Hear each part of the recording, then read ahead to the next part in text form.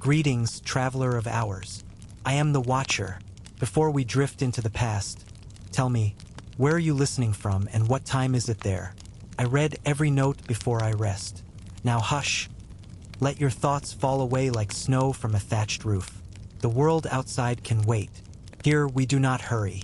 Here we walk slowly through the corridors of the forgotten, guided not by the thunder of history's great names, but by the soft murmur of those who built quietly in the shadows. Tonight, we visit a world you may have never seen, a world of gentle invention. No smokestacks, no pistons, no roaring engines. Only the sound of turning water wheels, the tick of iron clocks, and the whisper of starlight caught in brass.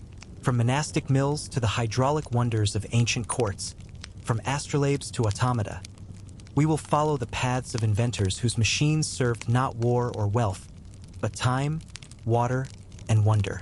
Their names may be lost, but their thoughts still turn. If my voice brings you comfort, you may choose to follow me and drift beside me through the ages. Now close your eyes, breathe slowly, and come with me. The wheel is turning, the machines are waking, and the story begins. In the early hush of the medieval world, before chimneys rose like spears into the sky and before city bells marked the busy cadence of human days, there was another kind of sound. A low, continuous groan of wood turning against wood, the soft rush of a diverted stream, and the slow creak of stone grinding grain. The sound did not command attention, and it did not celebrate itself. It simply continued, hour upon hour, day upon day, unchanging, undemanding, and essential. This was the sound of the first machines, quiet, humble devices that turned water into motion and motion into life. The water wheel, that simplest of turning forms, became the unseen heart of an entire world. Though its origins stretch far beyond the medieval period, it was in the deep valleys and river-fed hollows of early Christian Europe that the water wheel found new purpose, not merely as a tool for labor, but as a servant of spiritual time. Monasteries, with their strict devotion to the rule of Saint Benedict, which called for a life of prayer, study, and work, embraced the wheel not as a worldly indulgence but as an extension of divine order. Where once human hands ground grain between stones, now water did the turning, freeing those same hands for scriptural copying, medicinal brewing, or silent contemplation. A typical monastic mill was simple in structure. A narrow stream, often redirected by a hand-carved channel, flowed toward a wooden wheel whose paddles dipped into the water's course. The flow turned the wheel, and the wheel in turn drove a system of cogs and shafts that lifted great grinding stones, allowing them to turn over sacks of coarse grain. From these stones came flour, unremarkable in its final form, but vital to the rhythm of monastic life. Bread for the Eucharist, bread for the sick and the poor, bread for the long hours between matins and vespers. The wheel was rarely spoken of, yet always turning. In more ambitious monasteries, the system became more intricate. Water was not merely a force for grinding, but a presence woven into the monastery's very design. It was channeled through stone-lined aqueducts to fill cisterns, to rinse cloth, to feed herb gardens and warm baths. Some abbeys, particularly those of the Cistercian order, became known for their mastery of such systems. Their buildings were plain, their doctrines austere, yet within their walls flowed a kind of hidden genius. The Abbey of Fontenay in Burgundy, with its mill channel running silently beneath its cloister, or the great complex at Clairvaux, where water did the work of many hands, are testament to a monastic vision that saw no contradiction between silence and ingenuity. The wheel itself varied in form. In regions where the land was flat and rivers sluggish, the undershot wheel was preferred, a design where water passed beneath the wheel and turned it with simple horizontal force. But in hillier regions, the overshot wheel prevailed. Here, water was carried up to fall from above, striking the wheel's top with greater energy and efficiency. This vertical drop required careful construction. Sluices, dams, holding tanks, all shaped with an understanding of water's behavior that bordered on intuitive science. The spread of these mills across Europe is not recorded in songs or chronicles, for they were not considered worthy of poetry. Yet they appear in the Doomsday Book, in marginalia, in manorial ledgers that track tithes and harvests. A quiet revolution, not of ideas or armies, but of turning gears and flowing streams. Some mills were privately owned, some leased from abbots or feudal lords. Many operated for centuries with only minor repairs, their wood darkened by age, their wheels softened by moss and silt. Villagers brought their grain, waited in the shade, paid their toll, and returned home with the flour of survival. There were even tide mills, constructed where rivers met the sea and water rose and fell by the moon's command. These machines turned not by constant flow but by rhythm. They filled at high tide, held fast in stone reservoirs, and then, as the sea withdrew, released their hoarded force through the wheel. They breathed in and out with the earth itself, a reminder that machines once moved in time with nature, not against it. In these early centuries, no one called the wheel an invention. It was simply there, like the seasons, like the prayers that marked the hours. It did not change the world all at once, but it softened its burdens. It was perhaps the first step away from toil without rest. Even now, if you walk near the ruins of an old abbey, you may see a worn channel in the stone, or the rotted teeth of an ancient cogwheel nestled beneath the ivy. You may hear the stream pass over what was once a mill race, now silent. But if you pause long enough, you might feel something. A faint turning beneath your feet, a rhythm older than memory. Not loud, not fast, but enduring. The first turning. The medieval monastery, in its ideal form, was a place apart, enclosed not merely by walls of stone, but by walls of silence. It existed outside the noisy commerce of the world, shaped instead by a rhythm both slower and more profound. This rhythm was not driven by the demands of the market or the rise and fall of kings. It followed the tolling of bells, the rising of psalms, the opening and closing of daylight. And beneath it all, hidden beneath cloisters, winding through the very bones of the abbey, moved the gentle stream. Water was the monastery's quietest servant. It entered the sacred precinct not with fanfare, but with humility. Diverted from nearby rivers or springs, it was guided through channels and aqueducts, some carved in stone, others simple wooden troughs, until it reached its places of purpose. Here it performed the quiet labors that monks could not always perform themselves. It turned the millstone, it filled the washing trough, it cooled the pantry where bread and butter were kept. It fed the fish ponds and watered the physic garden, where herbs for healing grew in ordered beds. To visit such a place was to witness a kind of liturgical engineering. In the Abbey of Cluny in Burgundy, water moved through a vast system of pipes and conduits, one of the most advanced hydraulic systems in Europe at the time. There were latrines flushed by running streams, heated baths fed by fire-warm cisterns, even indoor fountains for ritual cleansing. These were not luxuries, but tools of monastic discipline. Cleanliness, after all, was not vanity. It was a form of spiritual order. And yet, as with all things sacred, the water remained invisible to the world beyond.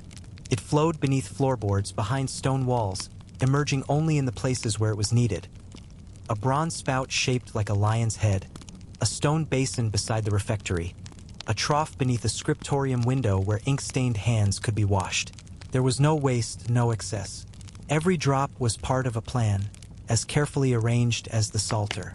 The rule of Saint Benedict, which guided monastic life for so many centuries, prescribed a balance of labor and prayer.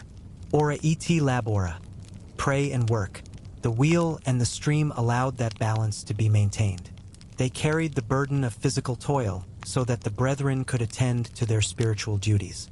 In this way, the monastery did not retreat from the world, but created a different world, a place where even technology served humility.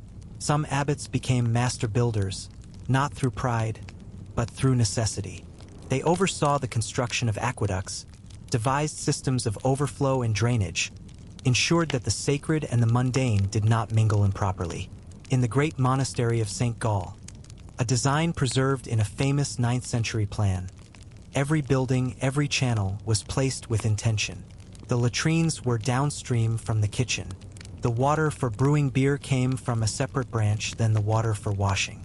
There were no accidents, only order. At times, the stream took on a mystical character. In the writings of Hildegard of Bingen, the movement of water is likened to divine grace, cleansing, nourishing, and inevitable. In illuminated manuscripts, fountains appear not just as garden ornaments, but as symbols of paradise, of renewal, of the soul made pure. And when a monk knelt to wash his hands before entering the chapel, he did not merely clean them, he offered them. It is easy to forget, in a world of plumbing and pipes, how sacred water once was. How it was not only a necessity but a mystery. How a stream, redirected by hand and guided through a cloister, could become a kind of prayer. There are ruins now where these systems once flowed. The stones are covered in moss, the channels filled with earth, and the mills have long since stopped their turning. Yet even in ruin, there is a kind of presence. One can still trace the line where the water once ran, the path it followed like a rosary thread pulled through the day. And in dreams, perhaps it flows still. To step into the courtyards of the Moorish palaces or the shaded gardens of Persian scholars was to step into a space where water was not merely a tool but a voice, singing in measured rhythm, whispering along carved stone, rising in jets from hidden reservoirs to fall again in droplets fine as glass. These were not gardens built to dominate nature. They were sanctuaries shaped to guide her gently. And within them, in the center of tiled courts or beneath archways painted in lapis and gold, the singing basins stood marble pools, bronze fountains, clever machines of silence and surprise. The idea of such devices, hydraulic automata, fountains that moved and spoke, basins that rang like bells, did not come from idle dreams. They were born in the golden centuries of Islamic science and art, where curiosity was not separated from faith, and the pursuit of beauty was inseparable from the pursuit of knowledge. In the 9th century, under the patronage of enlightened caliphs, engineers such as the brilliant Banu Musa brothers and the incomparable Al-Jazari began to write of such wonders, and sometimes to build them. Their machines were described not with superstition but with precision. Weights, pulleys, siphons, valves, all rendered in delicate ink on parchment that still survives. Consider the garden of a learned courtier in Baghdad or Damascus. The heat of the day lingers in the stones, but beneath the arcades the air remains cool. Water flows from unseen channels, spills into shallow pools, then vanishes again into the earth. At the center of the garden sits a fountain, shaped perhaps like a tree or an animal or a peacock cast in shining bronze. The water rises in delicate columns, then falls back into the pool with a murmur. But something else occurs. A reed pipe catches the flow and vibrates. A note sounds high and clear, not a melody but a signal. The basin has sung. Such devices were not widespread and rarely permanent. They required constant care, regular cleaning, the attentions of someone who knew the ways of pressure and flow. But in the courts where they were maintained, they were more than decoration. They were conversation pieces, philosophical provocations, even spiritual metaphors. The fountain that sings is not only a machine. It is a reminder that nature, guided with patience and reverence, becomes not subdued, but transformed. Al-Jazari, writing in the early 13th century, left behind a book filled with such marvels. One device showed a boat that floated in a pool, bearing musicians who struck drums and plucked strings using water-driven cams and hidden weights.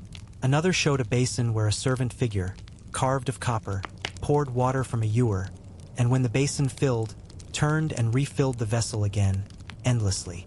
These were not fantasy, though they read like fables. They were built, used, admired, and when they broke, as all machines do, they were mourned. In Al-Andalus, the fountains of the Alhambra reflected similar ideas, though often with simpler mechanics. The Great Court of the Lions featured 12 carved lions encircling a basin, each with a spout from its mouth. According to some early accounts, water emerged from each lion in turn, marking the hours in a watery clock. Whether this mechanism was real or imagined is no longer known. The lions still stand, but the secret of their rhythm has been lost.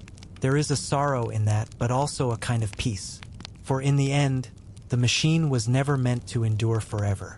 Its purpose was to enchant a moment, to show the unity of craft and mystery, of man's hand and nature's gift. The singing basin, the peacock fountain, the silent servant made of bronze. These are not things to be catalogued. but remembered as dreams we once made real. And though their voices have faded, the echo remains. In every tiled garden where water moves beneath foot and leaf, there lingers the possibility that, if the channel is clear, and the air is still, and the moonlight falls just so, the basin may sing once more. There is a turning more ancient than any mill, older even than written word, a turning found in lands where dryness is the common lot of man, and water must be coaxed rather than found. In such places, from the banks of the Euphrates to the floodplains of the Guadalquivir, a great wooden wheel once rose above the stream, its broad paddles fitted not only to catch the current, but to lift clay jars or scooped basins high into the air, there to pour their gathered water into aqueducts and channels carved by centuries of human care. This was the Noria or Sakia, a machine of quiet strength, whose origins stretch deep into antiquity, and whose legacy shaped the very survival of whole civilizations. The earliest versions of the Noria were likely simple in form, a wheel turned by the river's own current, with a chain of pots affixed to its outer rim. As the wheel turned, each pot in turn descended into the river, filled, rose, and emptied into a trough or elevated flume. The motion was continuous as long as the stream ran true, but in time variations emerged. Some were driven not by the river's force but by animal labor, a draft beast walking in a circle, turning a horizontal axle that drove the vertical wheel. In both forms, the principle was the same, to raise water without lifting it by hand. It is a deceptively simple idea, and yet one that required great subtlety in its execution. The wheel must be sized according to the river's width and depth, its weight balanced with precision, its joints sealed against leakage. The clay jars, each a small amphora, had to be spaced with care, their mouths angled to dip just enough, their openings wide enough to fill but narrow enough to hold. The troughs into which they poured must slope just so, carrying the water across fields, into cisterns, to orchards and gardens and quiet pools where palms and fig trees waited under the sun. In Islamic Spain, the art of the Noria reached a kind of sacred height. Along the great river Ebro, near the city of Córdoba, great Norias were built, some more than 60 feet in height, their wheels crafted from cedar and oak, creaking and groaning with a rhythm that echoed through the valley like the breath of the earth itself. Travelers wrote of these devices with awe, and even Christian kings admired their elegance. One of the largest Norias still stands today in Hama, Syria, a monument not to power but to patience. Its wide wheel, long silent, still casts a shadow over the Orontes River, a ghost of function now reclaimed by memory. Even in places where the Noria could not be built, its cousin was not far behind. The Archimedean screw, though Greek in name, found widespread use in the medieval Islamic world and beyond. This was not a wheel but a spiral tube turned within a cylinder. When placed at an incline and rotated, it lifted water upward in a steady stream. It required more labor, but it could function in places where the flow was too weak for a wheel, or where water needed to be moved from low to high ground without a river's help. Farmers in Egypt used such devices well into the modern era, as did monastic communities and engineers along the Mediterranean coast. These machines were not tools of wealth or conquest. They were tools of care. Their purpose was to nourish, to draw life up from the depths and distribute it across the fields in soft abundance. Where they turned, villages could grow, olives could ripen, children could bathe in shaded pools. They belonged not to the story of empires, but to the story of endurance. And when they fell into disrepair, the silence they left behind was not filled with noise, but with absence. The fields dried, the gardens withered, the song of the wheel, steady, repetitive, soothing, was no longer heard, and with it passed a kind of peace. But even now, some of them remain. Not many. A few Norias have been rebuilt by hand, for memory more than function. In parts of North Africa, the Sakia still turns. In remote villages, the Archimedean screw still draws water, its spiral tracing a slow, ancient rhythm through time. And in dreams, perhaps even yours, there is sometimes the faint creak of a great wooden wheel, lifting water up from silence and returning it gently to the earth. In the stillness of a walled courtyard, when the sun hung high and the air trembled with heat, there was no sound more precious than the quiet fall of water. Not the roar of a river, nor the clamor of tools, but the gentle drip from a carved spout, the glinting arc of a jet leaping across polished tiles, the soft murmur of a stream guided by hand through channels no wider than a child's arm. In such places, often hidden from the world, enclosed by arcades and trellises, water became something else entirely. No longer a servant of fields or mills, it was now a companion to rest, reflection, and aesthetic joy. It became an ornament, a gesture of grace, a kind of artificial rain. In the Islamic gardens of Al-Andalus and North Africa, and later in the courtly estates of Italy and France, hydraulic display was not excess but refinement. It was a form of intellectual play, a demonstration of harmony between geometry, nature, and human skill. Water moved in ways that seemed effortless, yet required the invisible labor of engineers, stonemasons, and hydrologists. Beneath the still surface of a tiled basin, 100 calculations turned in silence. The Chahar Bagh, a traditional Persian garden design brought west through centuries of cultural exchange, divided space into 4 quadrants, representing the rivers of paradise. Water flowed through each in straight, shallow channels, bordered by fruit trees and flowering shrubs. The sound it made was carefully tuned, not too loud to distract, not so soft as to be lost. It was, in a sense, the music of Eden remade in marble and moss. In Granada's Alhambra, the design reached a kind of hushed perfection. The court of the myrtles, the court of the lions, each offered its own expression of water's voice. In the former, a long rectangular pool mirrored the arches of the surrounding arcade, its surface rarely disturbed, its quietude deeper than silence. In the latter, 12 marble lions supported a circular fountain, their mouths once releasing streams in carefully timed pulses. Whether these flows marked the hours or simply enchanted the eye remains debated, but the effect was undeniable. Time itself seemed to pause in those spaces, caught in the gleam of falling water. These displays were not restricted to Islamic courts. By the 13th and 14th centuries, similar principles had reached European palaces. In Italy, especially, the Renaissance embraced the hydraulic arts with fervor. The Villa d'Este in Tivoli became a marvel of the age, its terraced gardens lined with fountains that gushed, trickled, or leapt in carefully staged scenes. Engineers employed hidden aqueducts and reservoirs, using gravity and pressure alone to power theatrical spectacles. Water organs that played music, grottos where statues sprayed visitors with laughter and surprise, and cascades of stone steps where water flowed like glass over stone. Yet even these grand displays had their quieter cousins. In cloister gardens and private courtyards, small jets whispered from copper pipes, half hidden among ivy and stone. Rain chains carried water from tiled roofs into carved basins, their falling droplets marking time more gently than any bell. A visitor seated there, amid lavender and bees, might not even notice at first, until the ear, attuned to silence, began to hear the soft rhythm of falling water as part of the breath of the space. To create such effects required more than artistry. It demanded understanding of fluid dynamics, of pressure, of the behavior of stone and clay under heat and age. These were machines, though their purpose was not industry but intimacy. And unlike many machines, their failure was graceful. A blocked pipe, a worn spout, these did not crash or burn. They simply quieted until a careful hand restored their motion. Perhaps that is why they remain so loved in memory. These were machines that did not impose. They invited. They adorned the lives of those who passed by them without insisting upon themselves. They were presence without weight. Today, many are gone. The fountains dry, the tiles cracked, the basins filled with wind-blown dust. But here and there, a few remain, still flowing in restored gardens, or remembered in stories and dreams.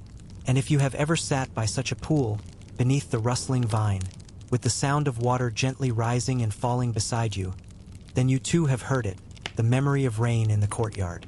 There are moments in history that feel like mirages, glimpses of futures that never came, stories of invention so strange and fleeting that they blur the boundary between the real and the imagined. Among these, the tale of medieval steam stands as one of the most delicate. Not a revolution, not even a spark, but a breath, warm and uncertain, caught between memory and myth. Long before steam would power factories and locomotives, it was known to the ancients as a force of curiosity. In Hellenistic Alexandria, the engineer known as Hero Heron had written of steam-powered mechanisms, doors that opened by invisible force, fountains that flowed without touch, even a sphere that spun on jets of vapor. These devices, described in scrolls, were perhaps built, perhaps not. But their principles were clear, simple, elegant uses of pressure and expansion. After the fall of that ancient world, these ideas slipped into shadow. And yet they were not lost. In the golden age of Islamic science, Hero's writings were preserved, translated into Arabic, and studied. Scholars such as the Banu Musa brothers and Al-Jazari knew of such mechanisms, and though their own works focused more often on water and weight than on fire and steam, the knowledge was there, resting like coal beneath the surface. Al-Jazari, in particular, was fascinated by pressure and motion. While his automata ran largely on water, he understood the interplay of heat and expansion.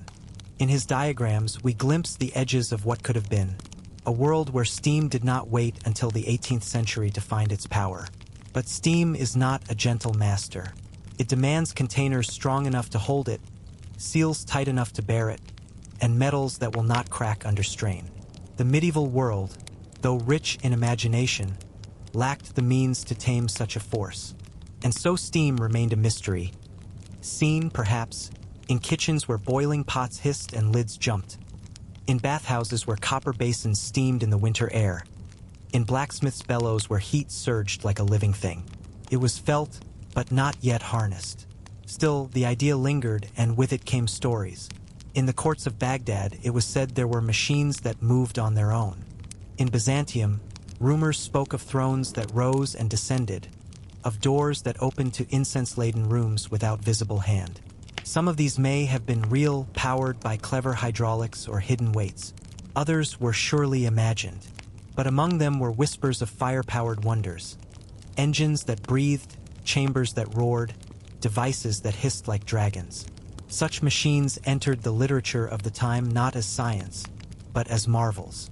In the Arabian Nights, in medieval bestiaries, in the epics sung beside winter hearths, there were tales of forges that sang, of statues that moved with fiery breath, of lost cities where steam kept the gates forever closed.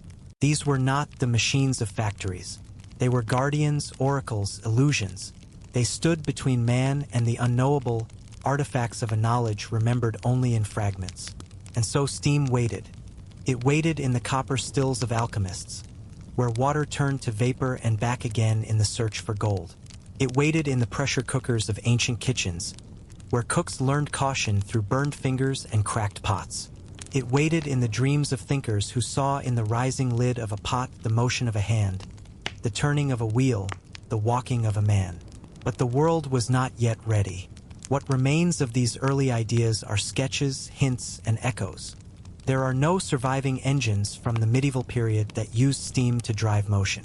Yet there are descriptions, buried in manuscripts, of experiments and devices that suggest the idea was never wholly forgotten. And in the smoke-filled corners of monasteries and courts, perhaps there were those who looked into the bubbling cauldron and saw, for just a moment, a different world.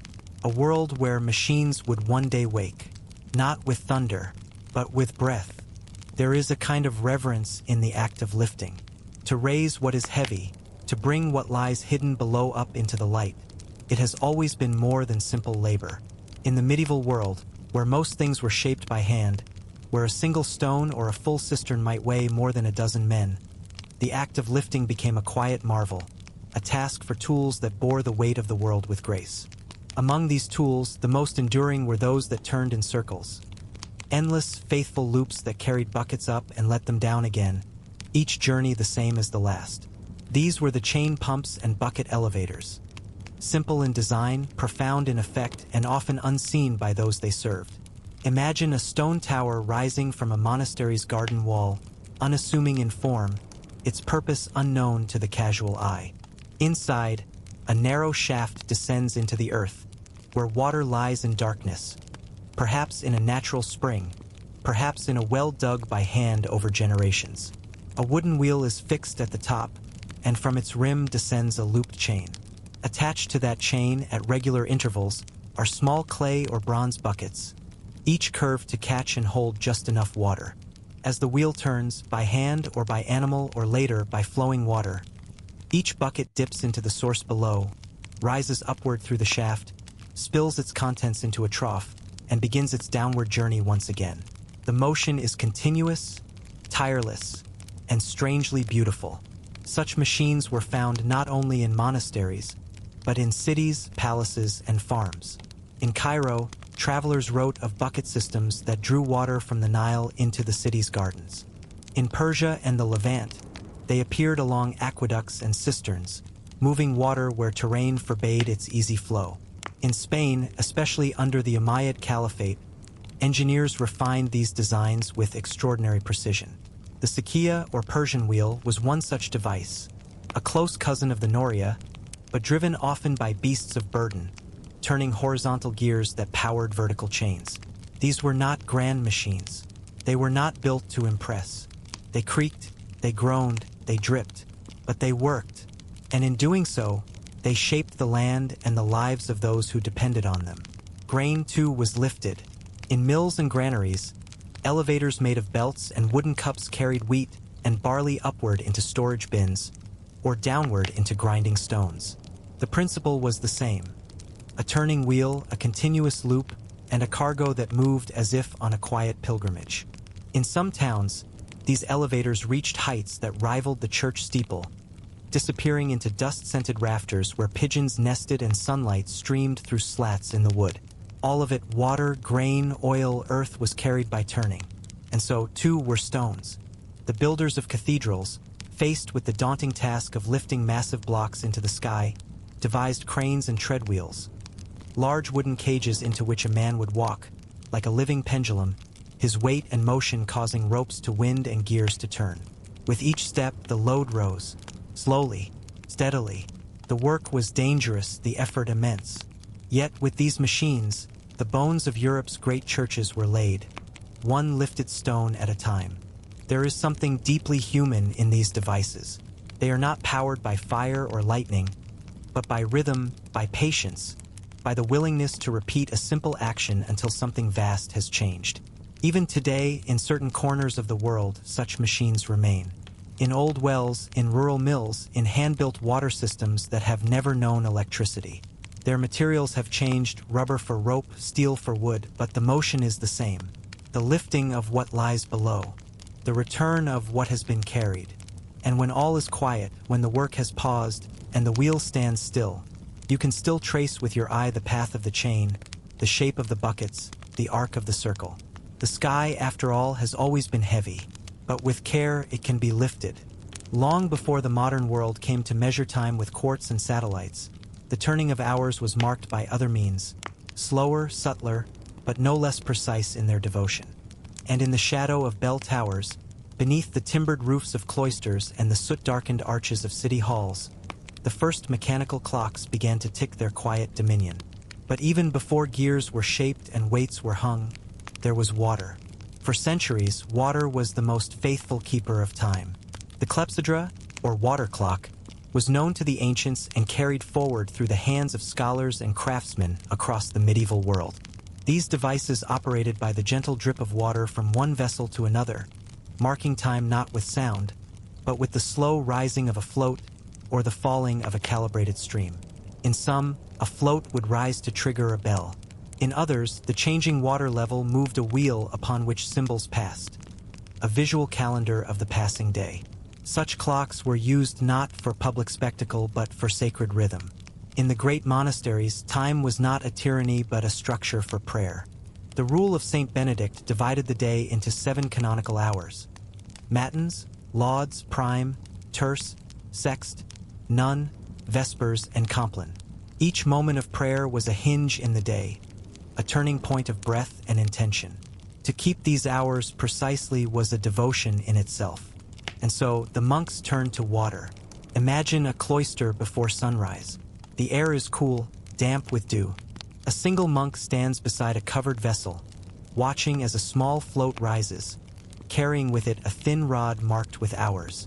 When the rod reaches a certain point, He nods and steps quietly into the dormitory. A bell is rung, not loudly, but with intention, and the day begins. In the Islamic world, timekeeping reached a brilliance of its own. Al-Jazari, once again, stands among the greatest makers. His water clocks were not merely functional, they were breathtaking. Towers with falcon-shaped automata that released balls into cups, robed figures that raised their arms to mark each passing hour, dials that turned like the heavens themselves. His great elephant clock, a wonder of engineering and cultural symbolism, used water to move a hidden float, which in turn triggered a cascade of mechanical actions. It was both a timepiece and a prayer, a work of science and story, built to honor the unity of knowledge. In Europe, the late medieval period saw the rise of mechanical clocks that used weights, gears, and escapements to measure time with greater precision. Yet even here, water lingered. Some of the earliest town clocks were hybrids, water to drive the mechanism, weights to regulate it. They sat in towers above the city square, or inside the monastic belfry, ticking invisibly, striking the hours not for commerce, but for order. To live in the shadow of such a clock was not to be dominated by time, but to live within its sacred rhythm. Each hour was not an obligation, but an invitation, to pray, to pause, to work, to rest.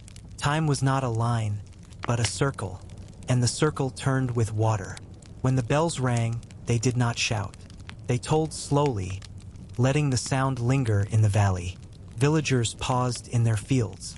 Monks lifted their heads from manuscripts. The wheel turned again.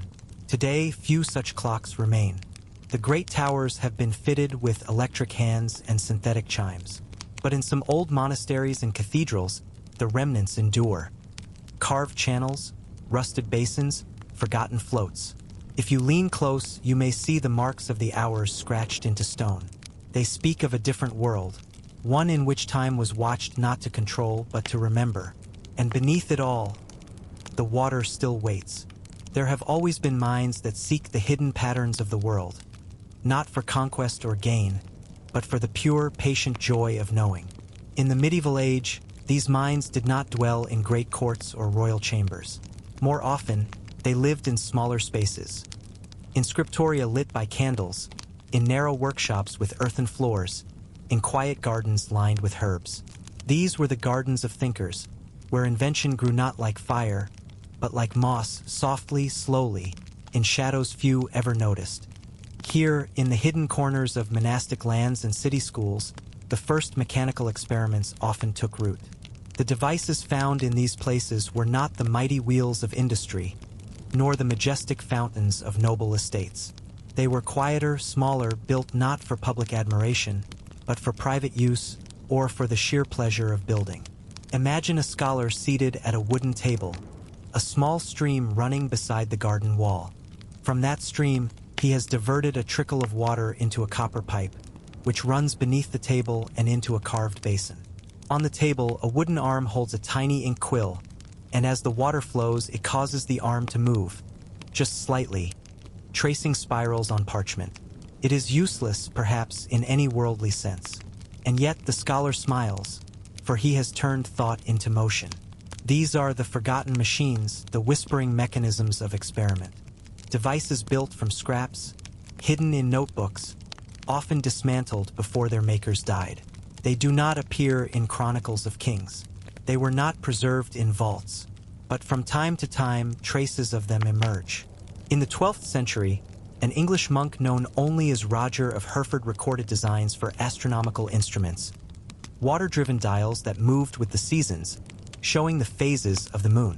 In Persia, a garden planner whose name is lost described how to use a slow drip to regulate irrigation between beds, so that no plant received too much or too little.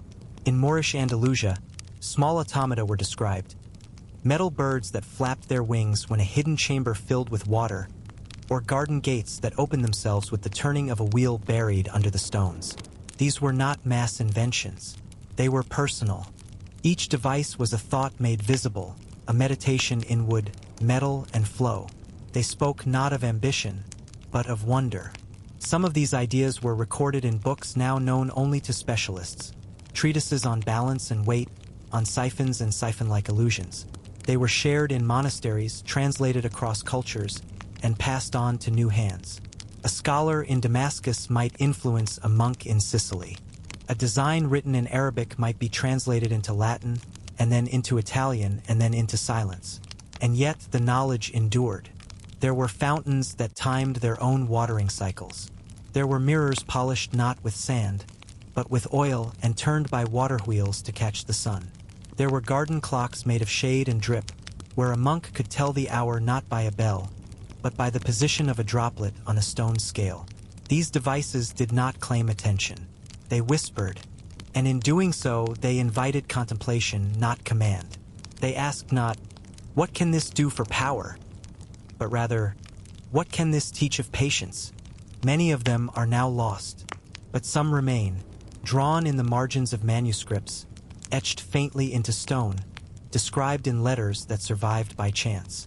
And in these fragments we hear the echo of the whispering garden, a place where machines did not roar, but thought quietly beside us. As we step out of the garden and look back over the paths we've followed, through cloisters and courtyards, rivers and towers, a stillness gathers around us. It is not the stillness of emptiness, but of completion. We have seen how the medieval world, so often imagined as rough and dim, was instead filled with ingenuity of the quietest kind. Machines turned not in factories, but in fields. They lifted water, measured time, carried light into stone vaults. And they did so without haste, without fanfare, built by hands that sought harmony more than mastery. These machines were not less sophisticated for being simple. They were measured to their purpose, fitted to their place in the world. The noria that drew water from the river did so in rhythm with the flow. The millstone that turned in the monastery kept pace with the hours of prayer. The singing basin in the court of the caliph was not built to last forever, but to enchant a single afternoon. In all of them there was a sense of presence, of the maker's care, of nature's cooperation, of time itself made visible. That they are mostly gone now is no surprise. Wood rots, metal rusts, water finds new paths, but what is strange, what lingers, is how little they were remembered. These were not the machines of war, nor the devices of empire. They left behind no monuments, and so they slipped into shadow.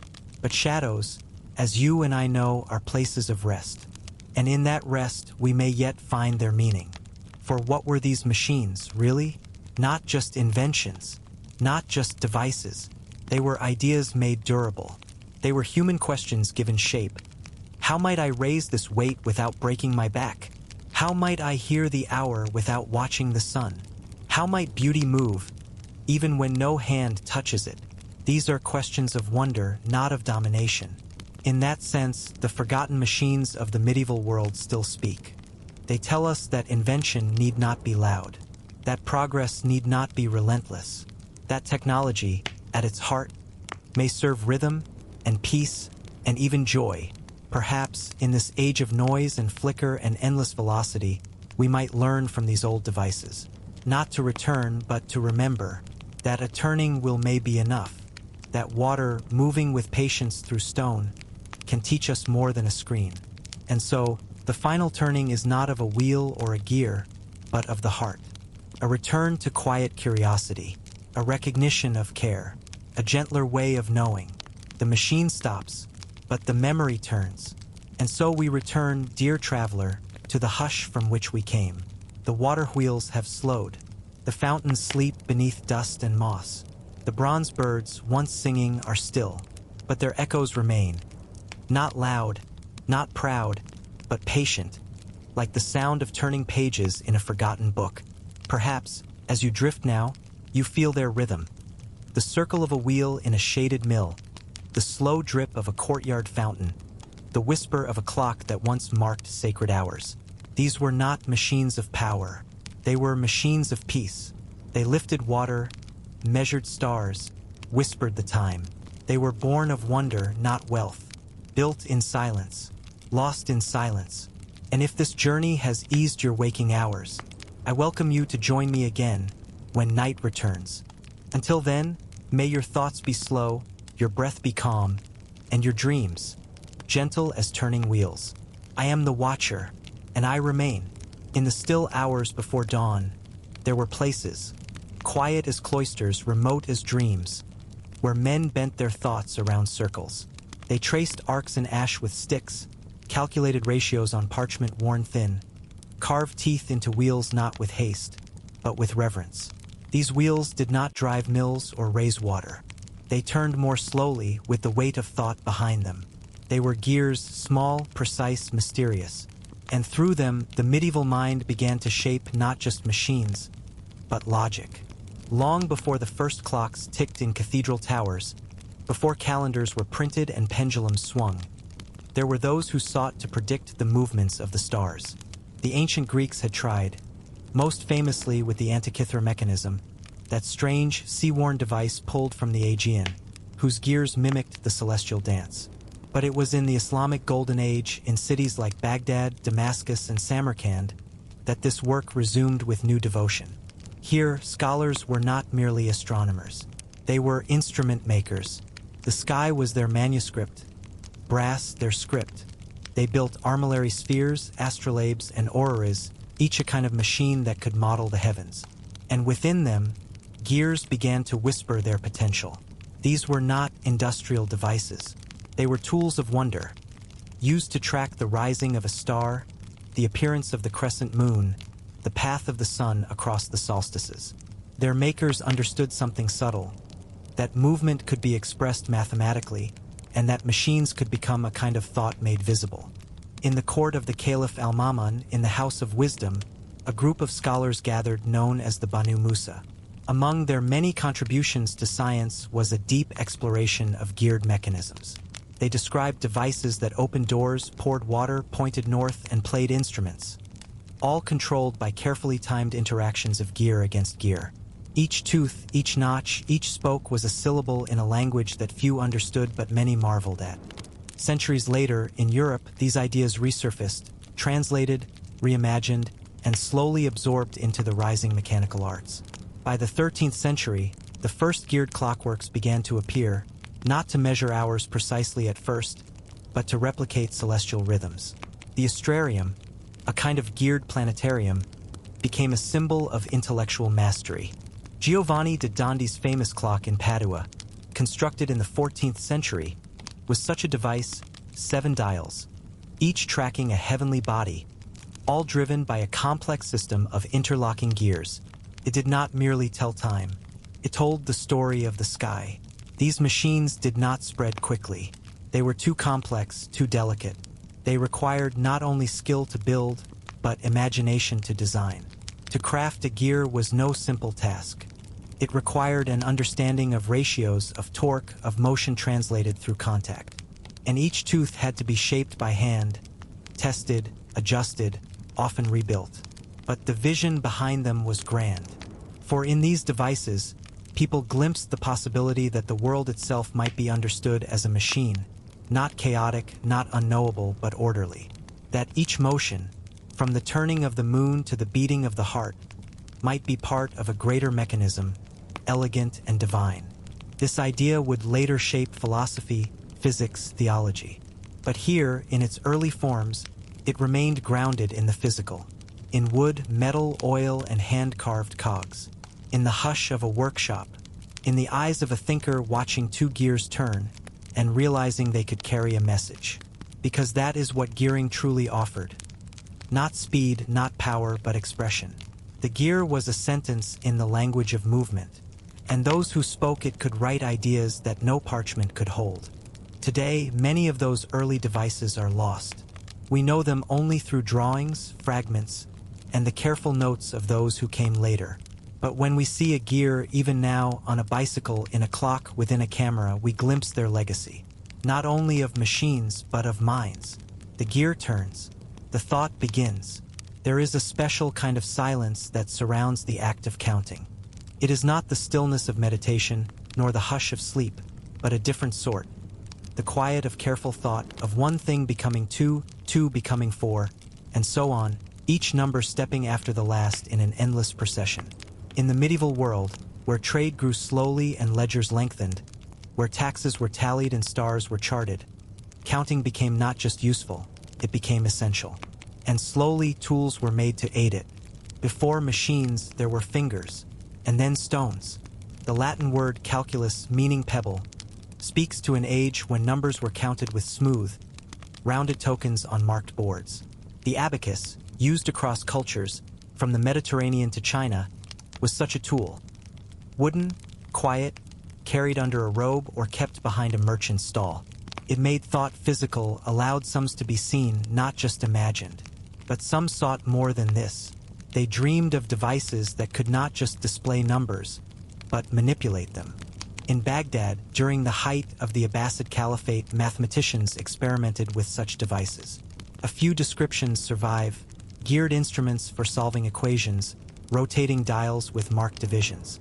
They were not general-purpose machines, but special-purpose calculators, built for astronomy, for taxation, for timekeeping. Each was handcrafted, elegant, and rare. In medieval Europe, these ideas appeared gradually. Manuscripts from the 12th and 13th centuries show diagrams of counting tables, rotating discs, and mechanical calendars. The earliest mechanical calendars were themselves acts of computation, geared to show the progression of feast days, the waxing and waning of liturgical time. These were not just religious artifacts, they were information engines.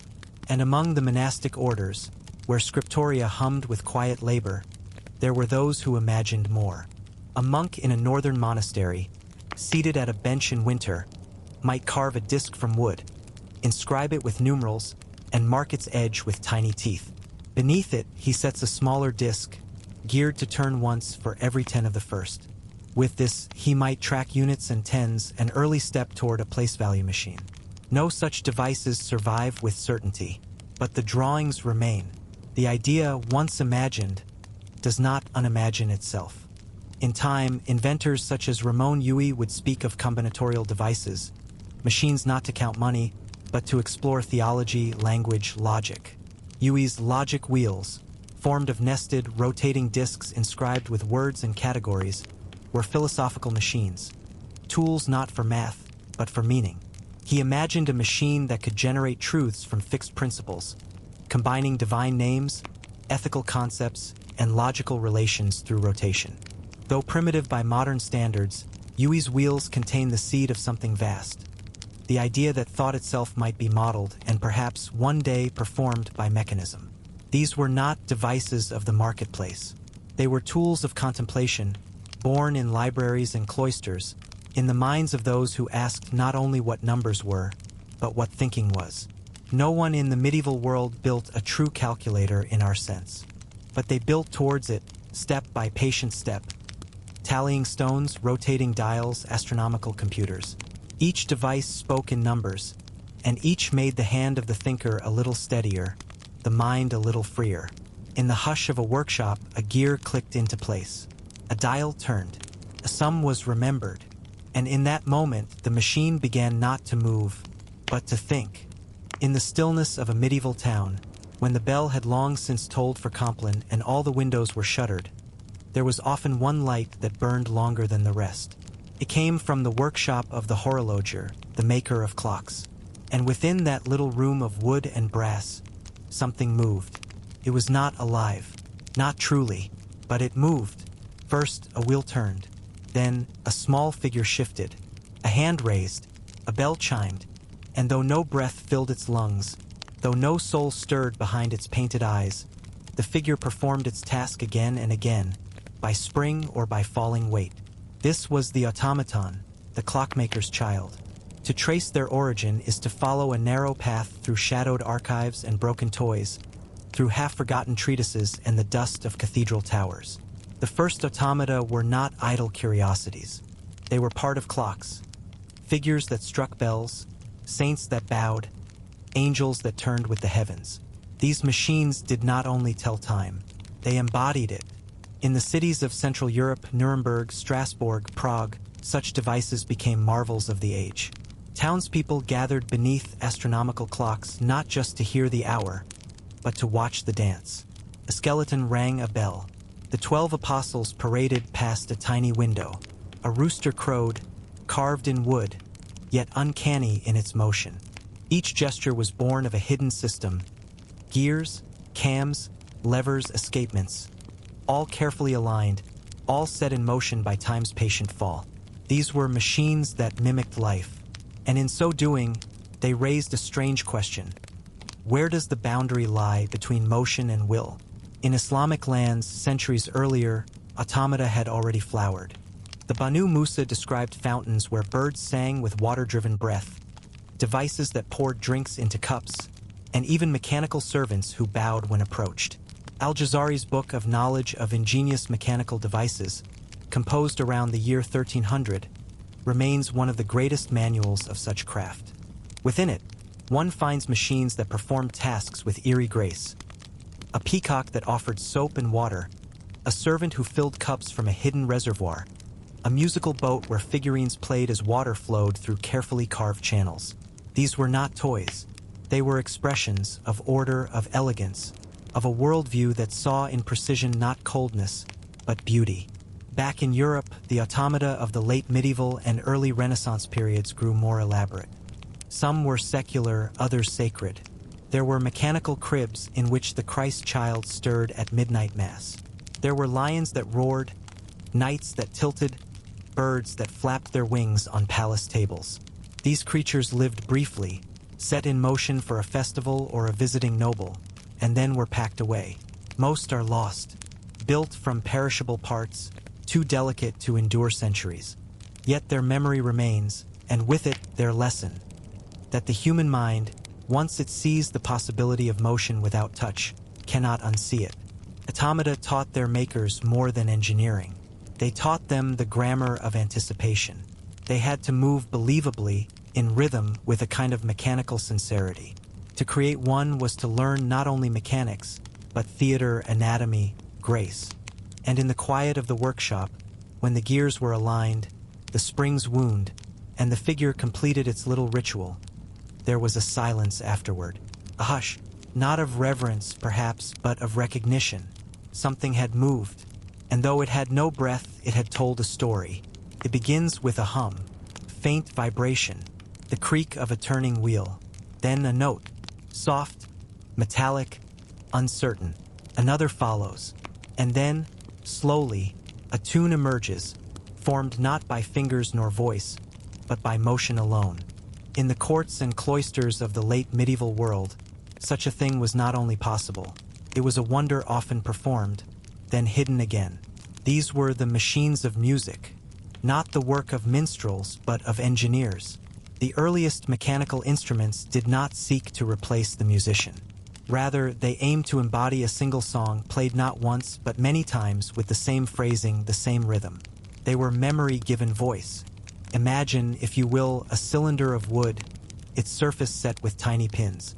As it turns, those pins strike levers, which in turn pluck strings, ring bells, or press air through narrow pipes. This is the principle of the barrel organ and of its smaller cousin, the music box. Though their heyday would come centuries later, their roots trace back to the late medieval and early Renaissance world, when inventors began to understand how to turn rotation into rhythm. Such devices required an understanding not only of mechanics, but of music itself. The spacing of pins, the timing of turns, the force needed to activate each note. All of these had to be balanced. A musician might play with feeling. A machine must be precise. One of the earliest known musical automata comes from Islamic engineering, Al-Jazari's famous water-powered music boat. Built for entertainment on royal ponds, it featured figurines that struck drums and clashed cymbals, their movements timed by water clocks and camshafts. Though we do not have the original, his drawings and descriptions survive, detailing a level of mechanical sophistication few would expect in that age. Later, in Europe, similar ideas took hold. Church towers housed carillons, arrays of bells played by levers or keys. In some cities, these were automated with gear-driven mechanisms, allowing a song to ring out every hour, day after day, without a human touch. One of the most famous was found in the Ziklag of Bern, where clockwork figures marched and chimed in harmony, blending motion with melody. Inside more private settings, music machines became curiosities. A noble's hall might feature a cabinet that, when wound, played a hymn or dance. A chapel might have a small organ fitted with a rotating barrel, playing a tune for those gathered in solitude. These were not common instruments. They were expensive, delicate, and often short-lived. But they enchanted, and in their soft song, one hears something timeless, the attempt to give a machine a voice. These devices invited reflection. Their music was flawless in repetition, yet lacked the imperfections of human emotion. Some found this cold, others found it divine. A song that never faltered, that sounded the same in summer and snow, could be a comfort or a ghost. Yet in every case, the principle was the same: movement made audible, time made tuneful, a circle of wood, of brass, of silence becoming sound. We do not have recordings of those machines, but if you have ever heard a music box, if you've seen its wheel spin and its pins strike their silent chorus, you have touched their lineage. You have heard a lullaby written centuries ago, not in ink, but in motion. It is easy to think of machines as things of steel and function, of weight and turning. But for those who first built them, not to conquer but to wonder, these devices were often more than tools. They were metaphors, reflections, mirrors of the world's order or of the inner structure of thought. In the cloisters and courts of the medieval world, the machine became not only a thing that did, but a thing that meant. Take the astrolabe, for instance, a gleaming disc of brass, nested with wheels, marked with stars, degrees, and names. It was an instrument, yes, a way to chart the heavens, to tell the time, to calculate prayer. But it was also a symbol of the harmony between sky and earth, of the belief that the cosmos moved not by accident, but by music and reason. To use an astrolabe was to touch that harmony, however briefly. Each part was named. Each circle echoed some higher truth. It was a theological device as much as an astronomical one. So too with clocks. The earliest mechanical clocks were often placed in monasteries, not because they were needed, but because they represented order. The very act of building such a device, one that moved without hands, that marked hours with unerring loyalty, was seen as an echo of divine creation. If God had made the heavens to turn, could not man build a small echo of that motion on earth? Philosophers of the time often spoke of the machina mundi, the machine of the world. They imagined the cosmos as a great, turning system. Planets circling in crystalline spheres, stars fixed upon a dome, angels moving in harmonious accord. To build a machine was to imitate that vast mechanism, to participate in its logic. Each gear became a symbol, not just a function. Even the simpler devices, the water-lifting wheels, the counting tables, the music boxes, were sometimes written of in this way. Their turning was a lesson, their balance a moral. A water clock, steadily dripping, could be read as a reminder of mortality. A machine that failed when rushed, but worked when patient, might teach humility. There are writings from monks and scholars that speak of machines as meditative aids, not just curiosities, but companions. A gear turning in silence could be a kind of prayer. A weight descending slowly, hour by hour, could remind the viewer of the soul's slow journey toward grace. And in the hidden writings of thinkers like Ramon Llull, the machine took on a stranger role still. Llull's combinatorial wheels, which we touched upon before, were not only logical devices. They were intended to reflect divine truth. By turning names and attributes through fixed relations, he sought not just knowledge, but revelation. His machine was not a tool, but a mirror, one that showed not the face, but the spirit. This blending of the mechanical and the symbolic may feel foreign to us now. We have grown used to separating what works from what means. But for the thinkers of the medieval world, the line was thin. A turning wheel could be a sermon, a dripping pipe, a meditation, a machine, a message. Even now, echoes of that vision remain. A sundial that casts its shadow across a garden invites more than timekeeping. It invites pause. A clock tower that chimes the hour draws not only the eye, but the soul. And in the ticking of a watch, there is something of the heartbeat, measured, inevitable, and quietly miraculous. Machines, when made with care, reflect not only the world, but the maker. And so, in the turning of an ancient gear, we may yet glimpse the outline of a question. Not only how does this move, but why do we make it so? In the hush of an old workshop, beneath rafters stained with smoke and age, there stands a tool unlike any other. At first glance, it is simple, a beam, a spindle, a string. But when touched by steady hands, it comes alive, and the world begins to spin. This is the lathe, one of humanity's oldest tools, and yet one that belongs most deeply to the realm of turning. It is not a machine that moves itself. It is a partner, a duet between motion and mind.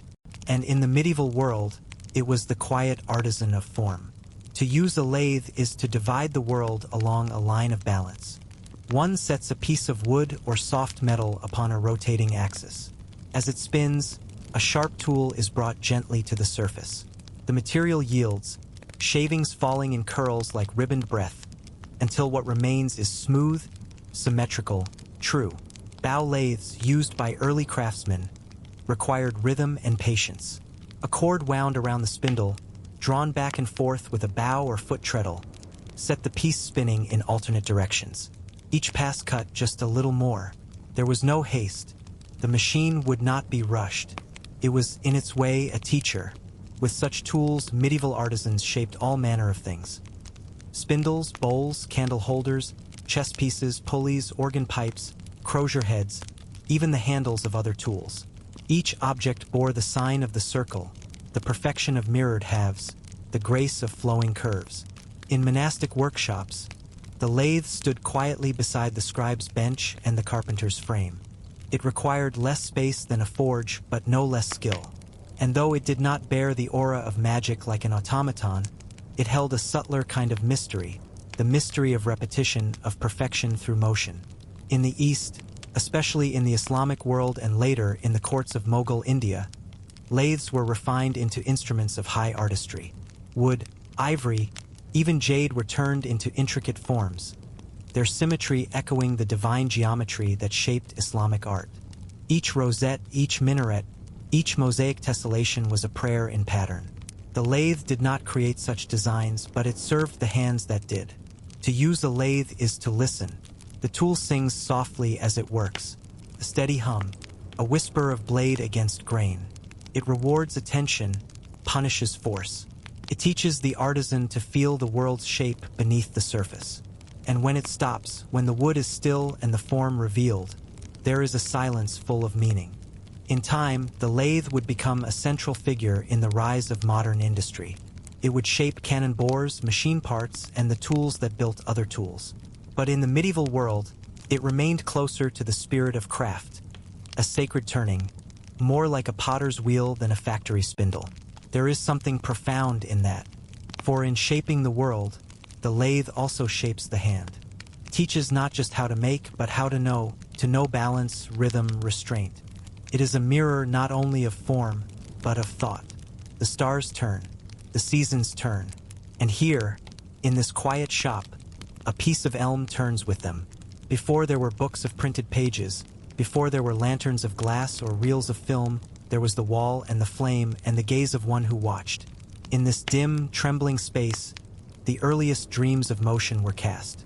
They came not from the sky, nor from the forge, but from something older, the deep desire to see the world move as the mind imagines it. The medieval world, though often dimly lit, was not blind to the play of light. From polished shields to still waters, from cathedral glass to the shimmer of oil lamps, light was seen as sacred, an emanation of the divine, a guide for both the soul and the senses.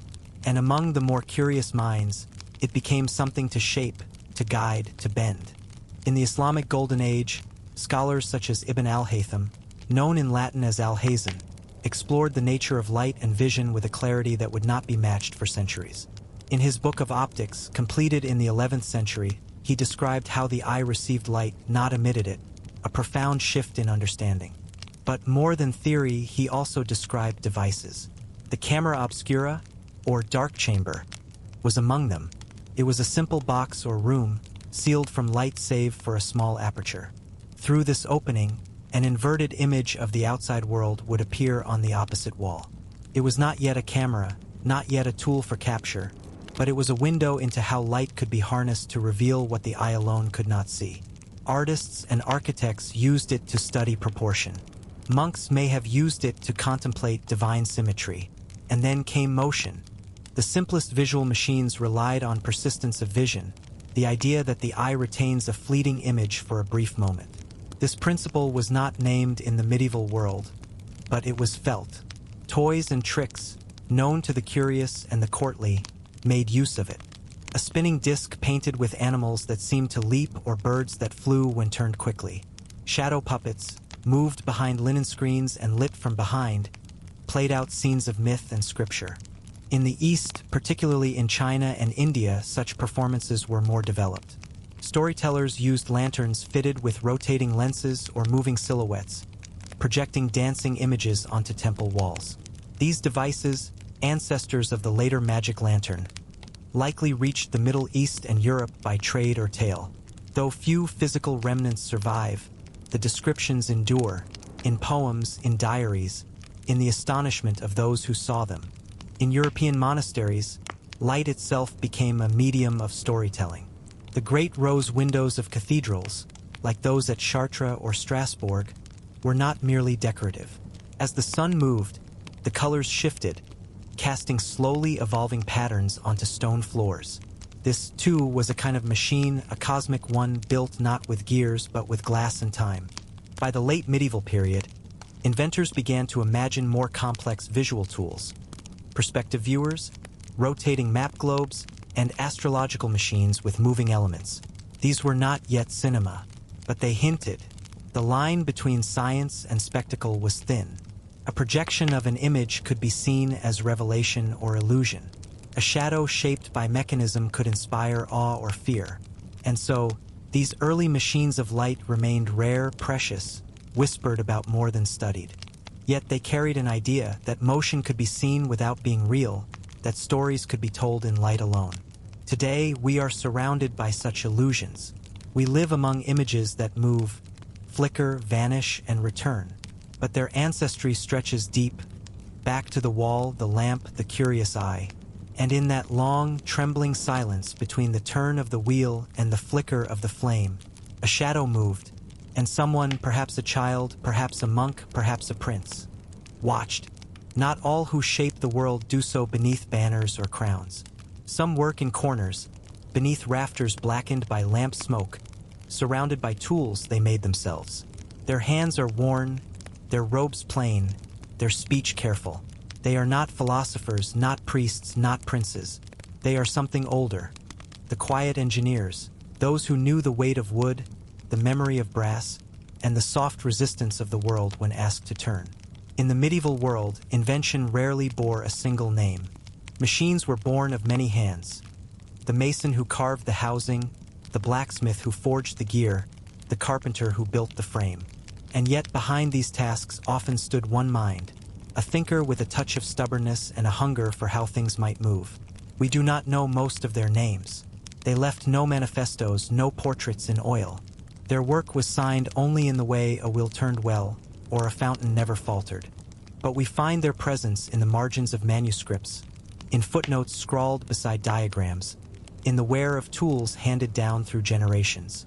In monastic orders, such as the Benedictines or Cistercians, mechanical knowledge was a kind of devotion. Timekeeping, water management, mill construction, these were sacred labors. Monks trained one another not just in scripture, but in engineering.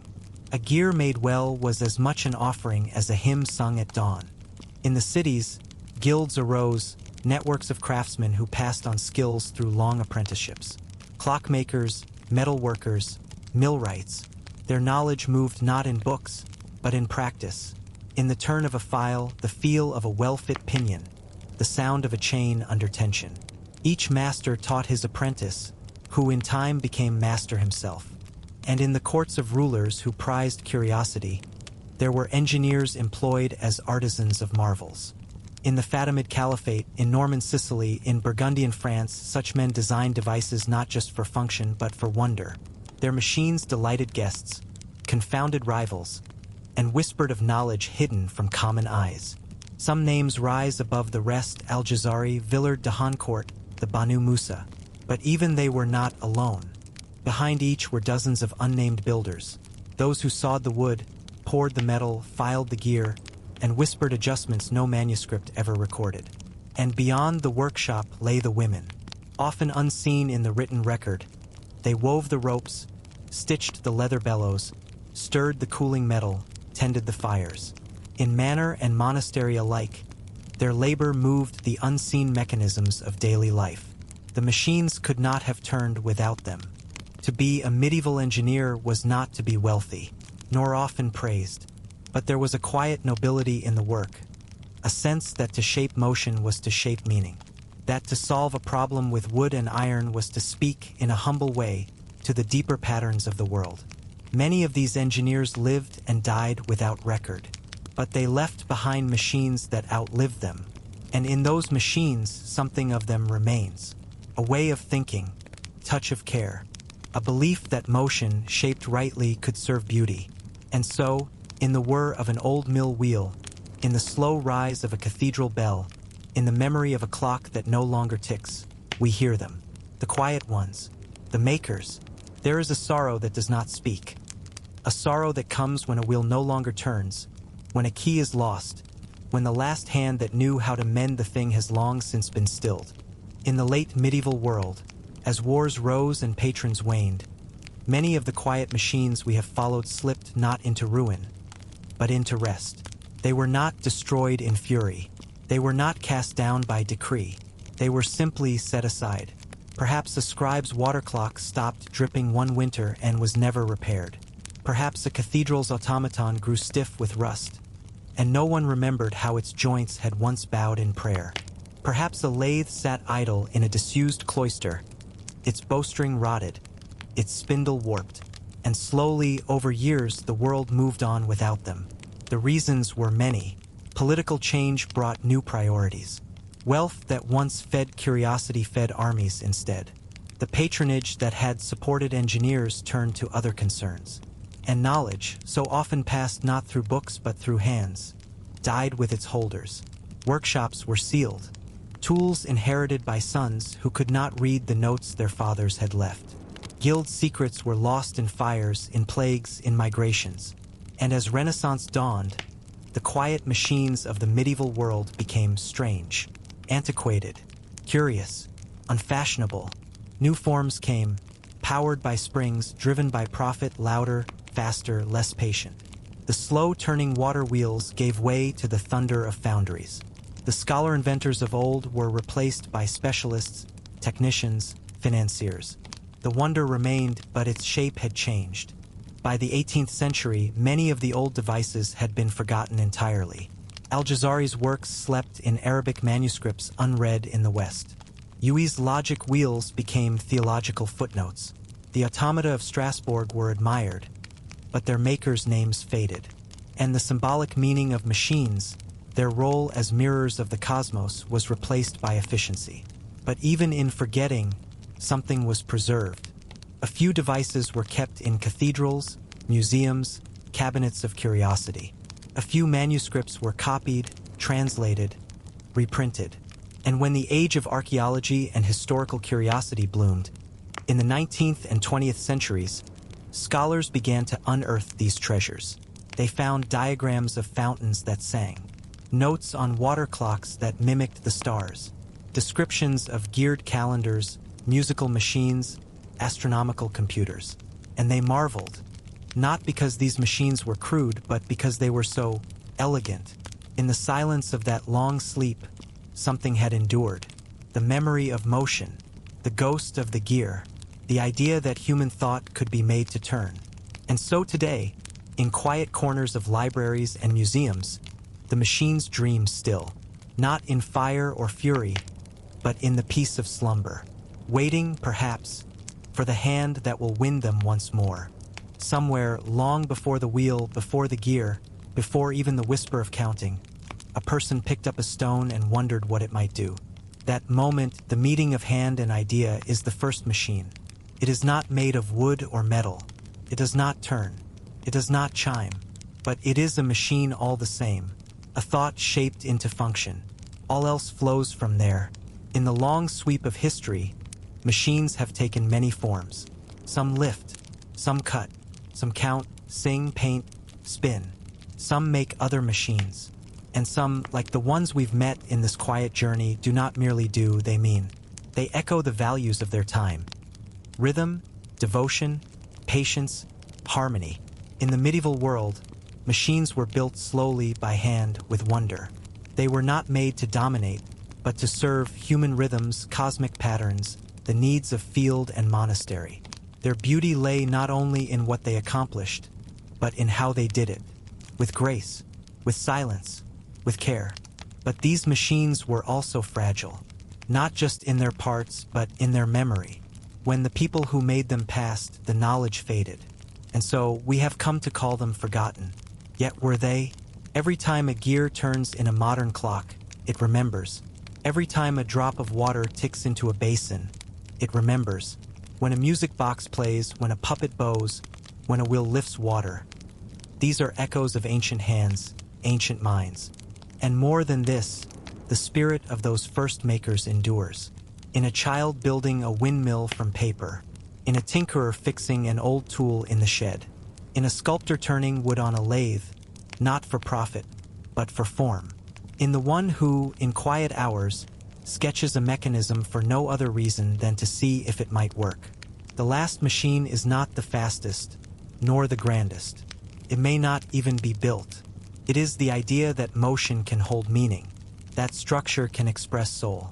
That is the true legacy, not the machines themselves, but the kind of world they imagined. One where time flows like water, where labor serves life, where thought moves not in haste, but in harmony. And so the circle closes. The first machine still turns, and we, perhaps unknowingly, still walk beside it. Before the coal fires, before the engine, before even the beasts of burden, it was water that moved first. Not as a flood, nor a torrent, but as a rhythm. A gentle turning drawn from the ceaseless flow of rivers. For the medieval world, power did not mean conquest, it meant continuity. The wheel turned because the stream did. And in that pact between nature and tool, civilization found its first pulse of steady motion. It begins, as so much does, with grain. Across the green ribs of Europe, in valleys where water ran clear and slow, small villages grew wheat, barley, rye. The harvest was sacred but incomplete. Grain must be ground. And grinding, done by hand, was slow and bone-weary work. Mortar and pestle, then corn stones, turned by human arms, hour after hour. Fed the body but wore it down. Then came the mill, a simple thing at first. A wheel set sideways in a stream with paddles catching the current.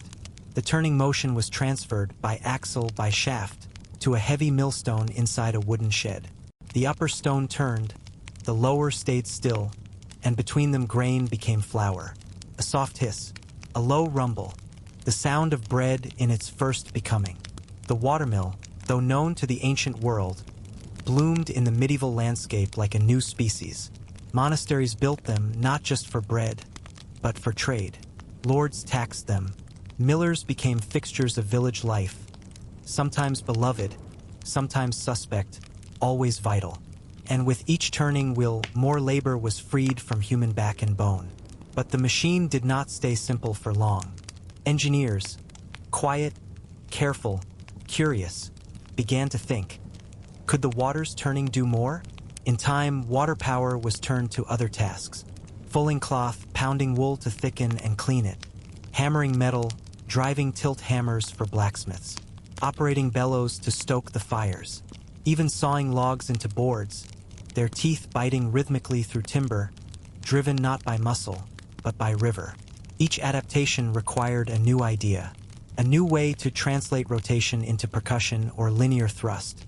The cam, an irregular wheel that lifted and dropped a hammer, became the bridge. The crankshaft turned rotary motion into up and down movement. Linkages, gears, levers, they multiplied, yet always returned to the same source. The water flowing as it had always flowed.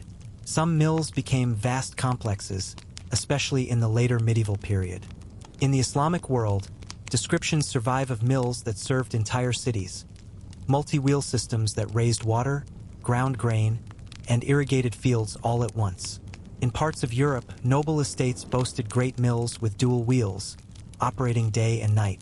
In the Chinese world, likewise, water was harnessed for silk spinning, irrigation, even early textile weaving. Yet there was something humble in all of it. The river did not change its path. It did not shout or spark. Turned the wheel because it always had. The machine simply learned to listen. Millwrights became respected figures. They walked the streambeds with careful steps, feeling the slope, reading the current. Their work was not only technical, it was poetic. They had to understand the water's mood, its seasons, its song. A badly placed mill would rot. A well-placed one could turn for generations.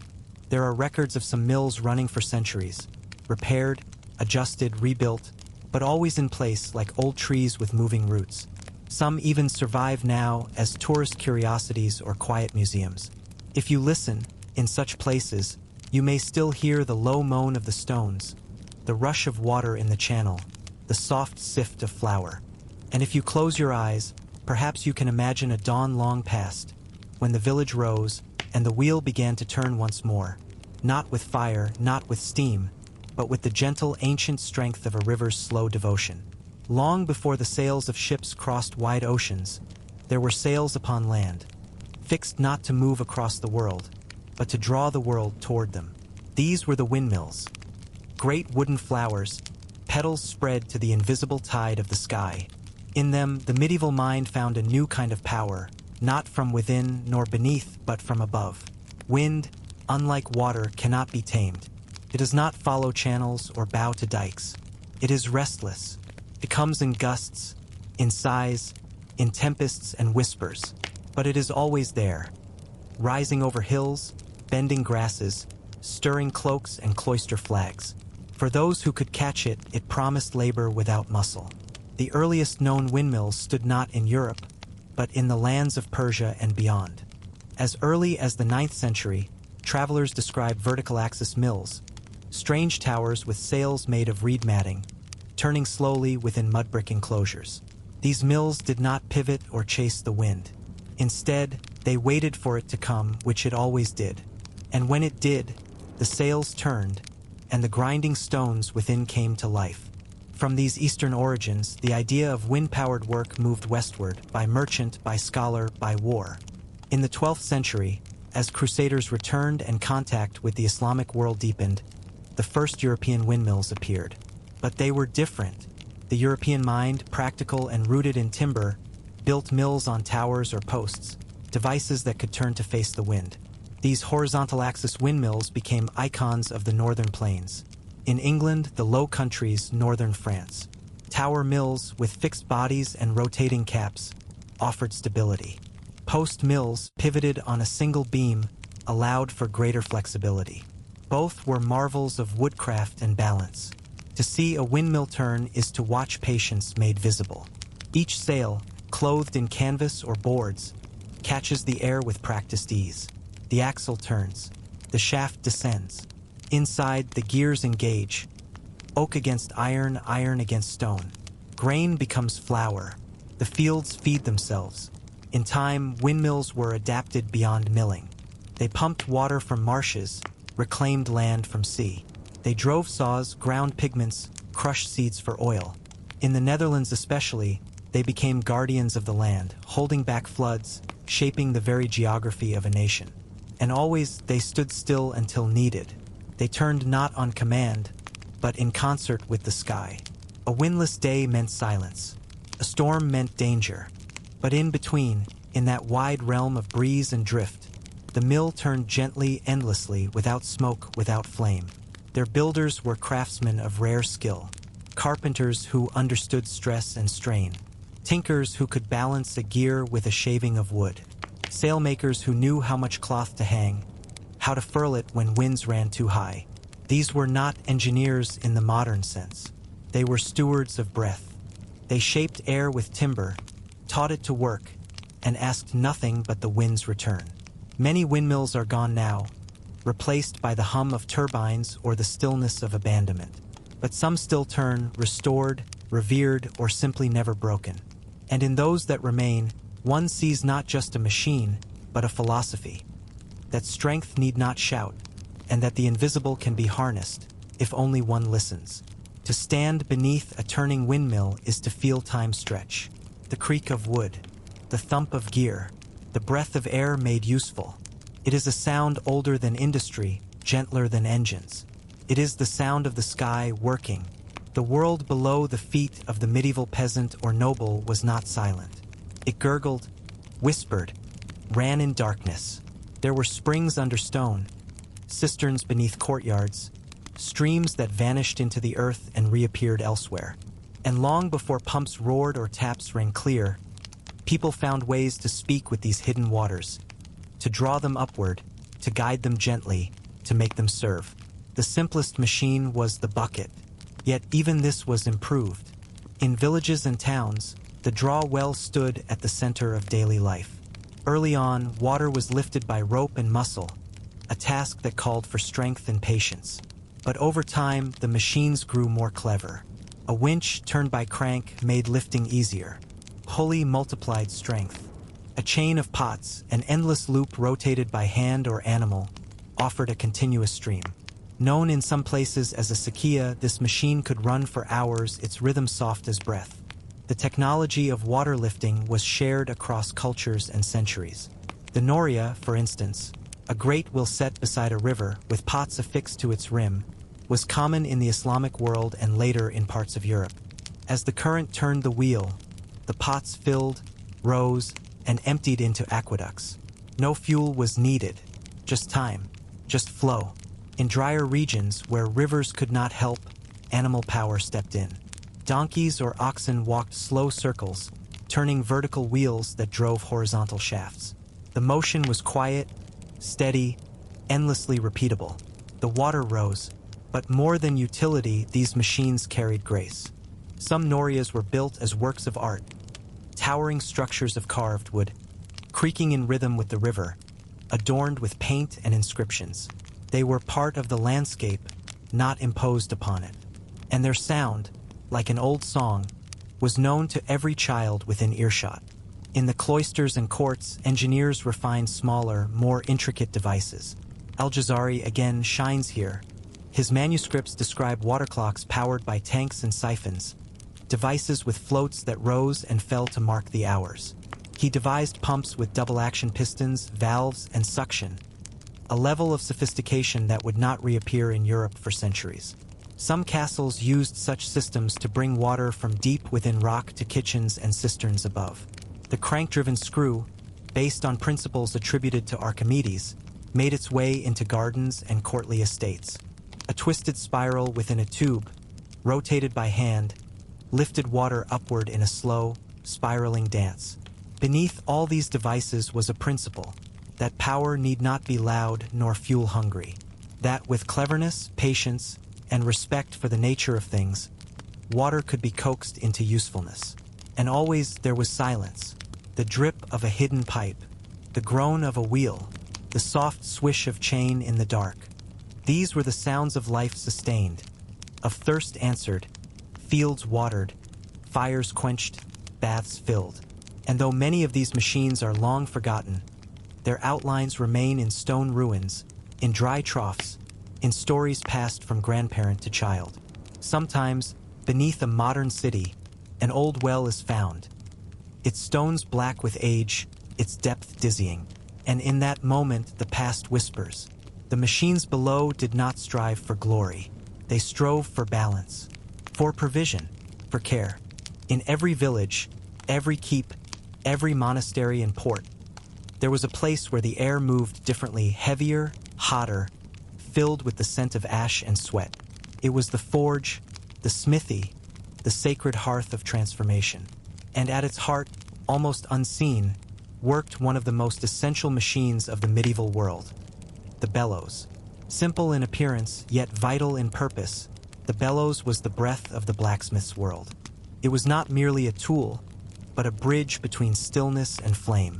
With each slow compression and release, it summoned wind where none had been, feeding coals until they glowed like captured stars. The earliest bellows were hand-operated, skins or wooden chambers, pressed with arms or feet. But soon they grew more complex. Large double-chambered bellows allowed for a near-continuous stream of air, alternating without pause. And in time, even these were mechanized. Water wheels, which had once turned millstones and hammers, were coupled with cranks and cams to drive bellows rhythmically. Thus, a forge could be kept at high heat not by muscle, but by the patient pull of a distant stream. In this way, the power of water was given over to fire. The smith's work itself was transformation. Iron and charcoal, or in air. The forge consumed the raw and produced the shaped, the plowshare, the horseshoe, the lock, the sword. Each piece bore the mark not just of the craftsman, but of the fire's hunger and the bellow's breath. But there were other machines of heat as well. In glassworks, great furnaces were fed with air to reach the clarity and softness needed for blowing and shaping. In pottery kilns, bellows stoked flames that cured and colored. In alchemical labs and apothecaries, controlled heat allowed for distillation, evaporation, the coaxing of medicine from herb and stone. And always, the principle was the same: air shaped by hand or by machine, given to flame in careful measure. Too little and the fire died. Too much and it flared wild. The bellows taught balance. Some of the earliest metallurgical treatises, from Arabic texts to Latin manuscripts, describe these processes in detail. They speak of temperatures and timings, of devices to measure and control. These were not crude experiments. They were part of a tradition, passed through guild and family, monastery and court. In some cathedrals, bellows also found use in organs, mighty machines of sound, driven by air. These too required constant pressure, and sometimes mechanical means were devised to supply it. Thus, the same breath that stoked a forge might also lift a hymn to the rafters. And so fire, which once devoured forests and cities, was given gentler purpose. Machines taught it discipline. The forge became a place not of destruction, but of creation.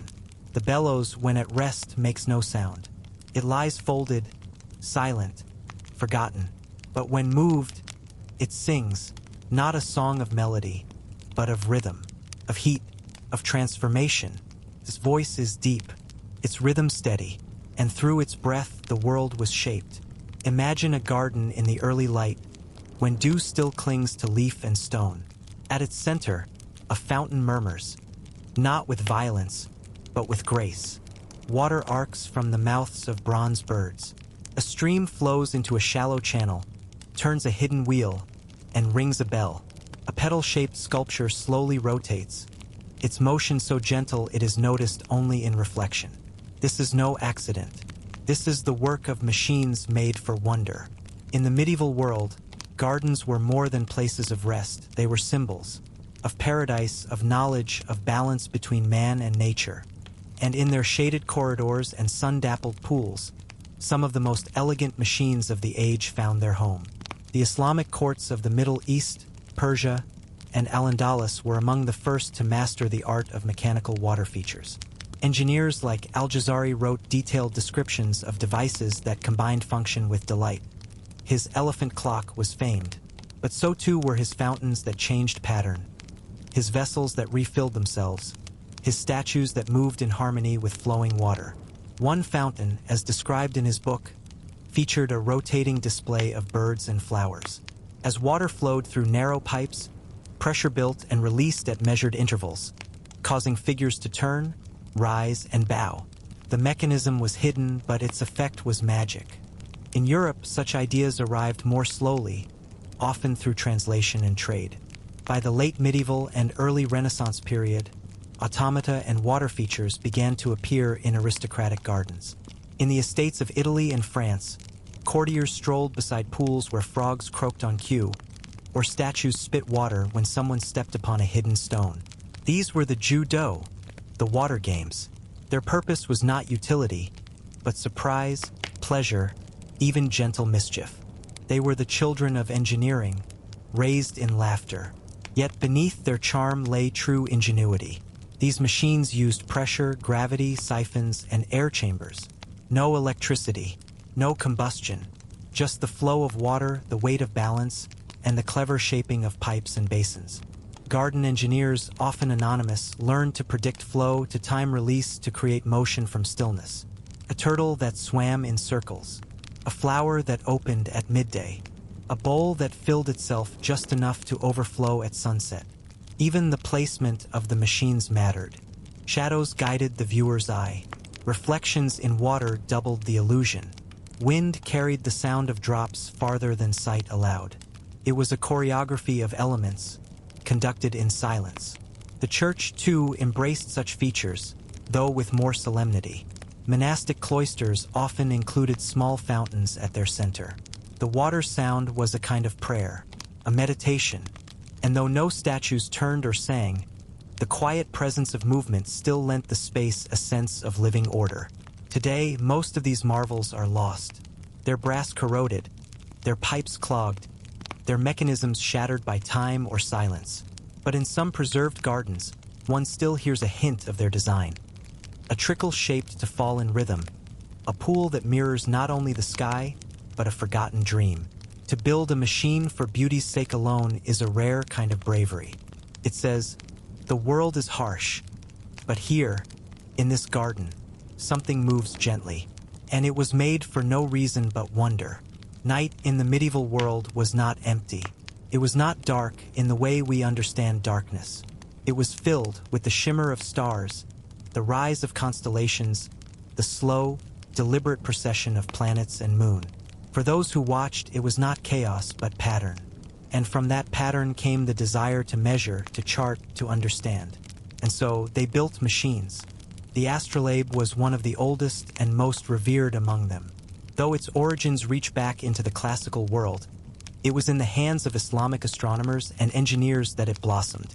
By the time it reached Europe through Spain and Sicily, it had become a marvel, part calculator, part compass, part map of the sky. Its form was elegant, a brass disc, marked with a web of lines and numbers. A rotating plate, the reedy, bore pointers shaped like stars or vines.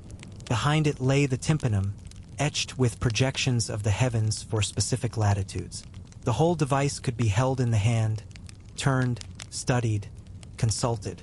With it, one could find the time of day, the time of night, the direction of Mecca, the rising and setting of stars. It was an entire cosmos, nested in gears and arcs, a machine not of labor, but of thought. And it was beautiful. No two were quite alike. Craftsmen engraved them with calligraphy, inlaid silver and gold, etched tiny diagrams. Some were large, meant for scholars at court. Others were worn on belts, their weight a quiet testament to their bearer's wisdom. Other machines followed. Armillary spheres, concentric rings representing celestial circles, were used to teach and speculate. Equatoria, mechanical models of planetary motion, helped predict eclipses and conjunctions. By the 13th and 14th centuries, cathedral builders used complex instruments to align their structures with solstices, to set their rose windows in tune with the sun. And then came the astronomical clocks. Built into the towers of cities, they did more than chime the hour. They showed the phases of the moon, the turning of the zodiac, the passage of saints' days. Small figures moved with each celestial shift. Apostles, angels, skeletons bearing scythes, kings nodding to the slow rhythm of time. These machines were not merely clocks. They were statements of mastery, of belief, of wonder. To look upon one was to be reminded that time itself moved in wheels, that the heavens, in all their majesty, could be mirrored, however faintly, by human hands. And yet, despite their brilliance, these machines never claimed perfection. They were guesses, portraits, devotions. The sky remained unknowable, always just beyond reach. But in trying to model it, people learned something deeper, not just about stars, but about themselves. They learned to be precise, to be patient, to trust the quiet dignity of small movements. Even now, if you stand beneath the clock of Prague or the cathedral face in Lund, you may hear it, the low hum of turning, the click of gears shaped to mirror the sky. The heavens move on, indifferent, but the machine still watches, still measures, still wonders. There is a silence before the drop, a moment when the weight hangs motionless, suspended in its purpose. And then, without noise or spectacle, it begins. A slow descent, a pull toward the earth so gentle, so steady, that the machines it powers seem not to move at all. But they do. They turn with grace, with intention, and above all, with time. In the later centuries of the medieval world, the discovery that falling weights could power machines changed everything. Not suddenly, not loudly, but deeply. These weights, usually stones or blocks of iron, did not crash or tumble. They were harnessed with ropes and pulleys, given just enough freedom to turn a gear, to move a hand, to lift a hammer. Gravity, once only endured, became a source of quiet power. Nowhere was this more transformative than in the making of clocks. Before mechanical clocks, time was kept by the sun, the water clock, the turning of the stars. But these were changeable. Clouds dimmed the sun. Cold thickened the water. The heavens moved too slowly for daily life. And so, time remained a thing felt, not measured. But in the great towers of Europe, cathedrals, town halls, monasteries, a new kind of clock began to appear. It was not ornate, not yet beautiful. Often it had no face, no dial. It struck the hours on bells, marking the passing of time not for individuals, but for communities. At its heart was a weight. The weight was hoisted high, wound by hand with a crank. As it descended, it turned a vertical shaft which moved a horizontal gear, which activated a mechanism of levers and pallets. A verge escapement, the ancestor of all clockwork. This was the balance, to allow the gear to turn just enough, then stop. Then turn. Then stop. Tick. Pause. Tick. Not the sound of modern seconds, but something slower, heavier, more patient. These early clocks were not accurate by modern standards. They drifted by minutes, even hours, across a day. But they were consistent. They brought rhythm to the hours of prayer, to the turning of trades, to the rituals of city and cloister. They taught people to think in time. The mechanism was crude, often wrought from iron, its teeth hand-filed. But it was a marvel. For the first time, motion did not come from man or beast or water. It came from the world's own pull. The earth, drawing down the weight, offered its strength to mark its own turning. In castles, simpler weight-driven devices were used to ring bells, open gates, raise portcullises.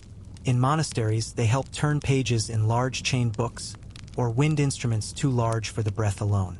The principle remained, what falls can serve.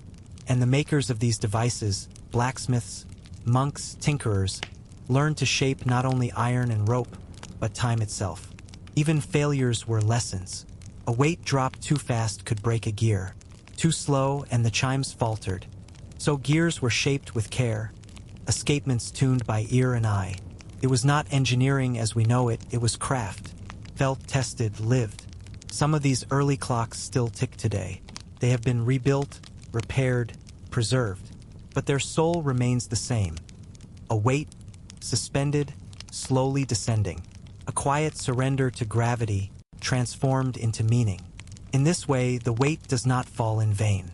It turns the wheel. It marks the hour. It reminds us that time, like all things, is given. In the shadow of cathedrals, behind the facades of merchant towns, in the narrow lanes where morning light barely touched the ground, there were shops. Not grand, not gilded, but busy, filled with the low hum of creation. Here, the builders of motion lived and worked. Their tools were few. Plane, a chisel, a saw, a compass, perhaps, a length of rope. But in their minds, they held entire systems, machines of thought, wheels within wheels. Ratios felt more than calculated. They had no need for blueprints.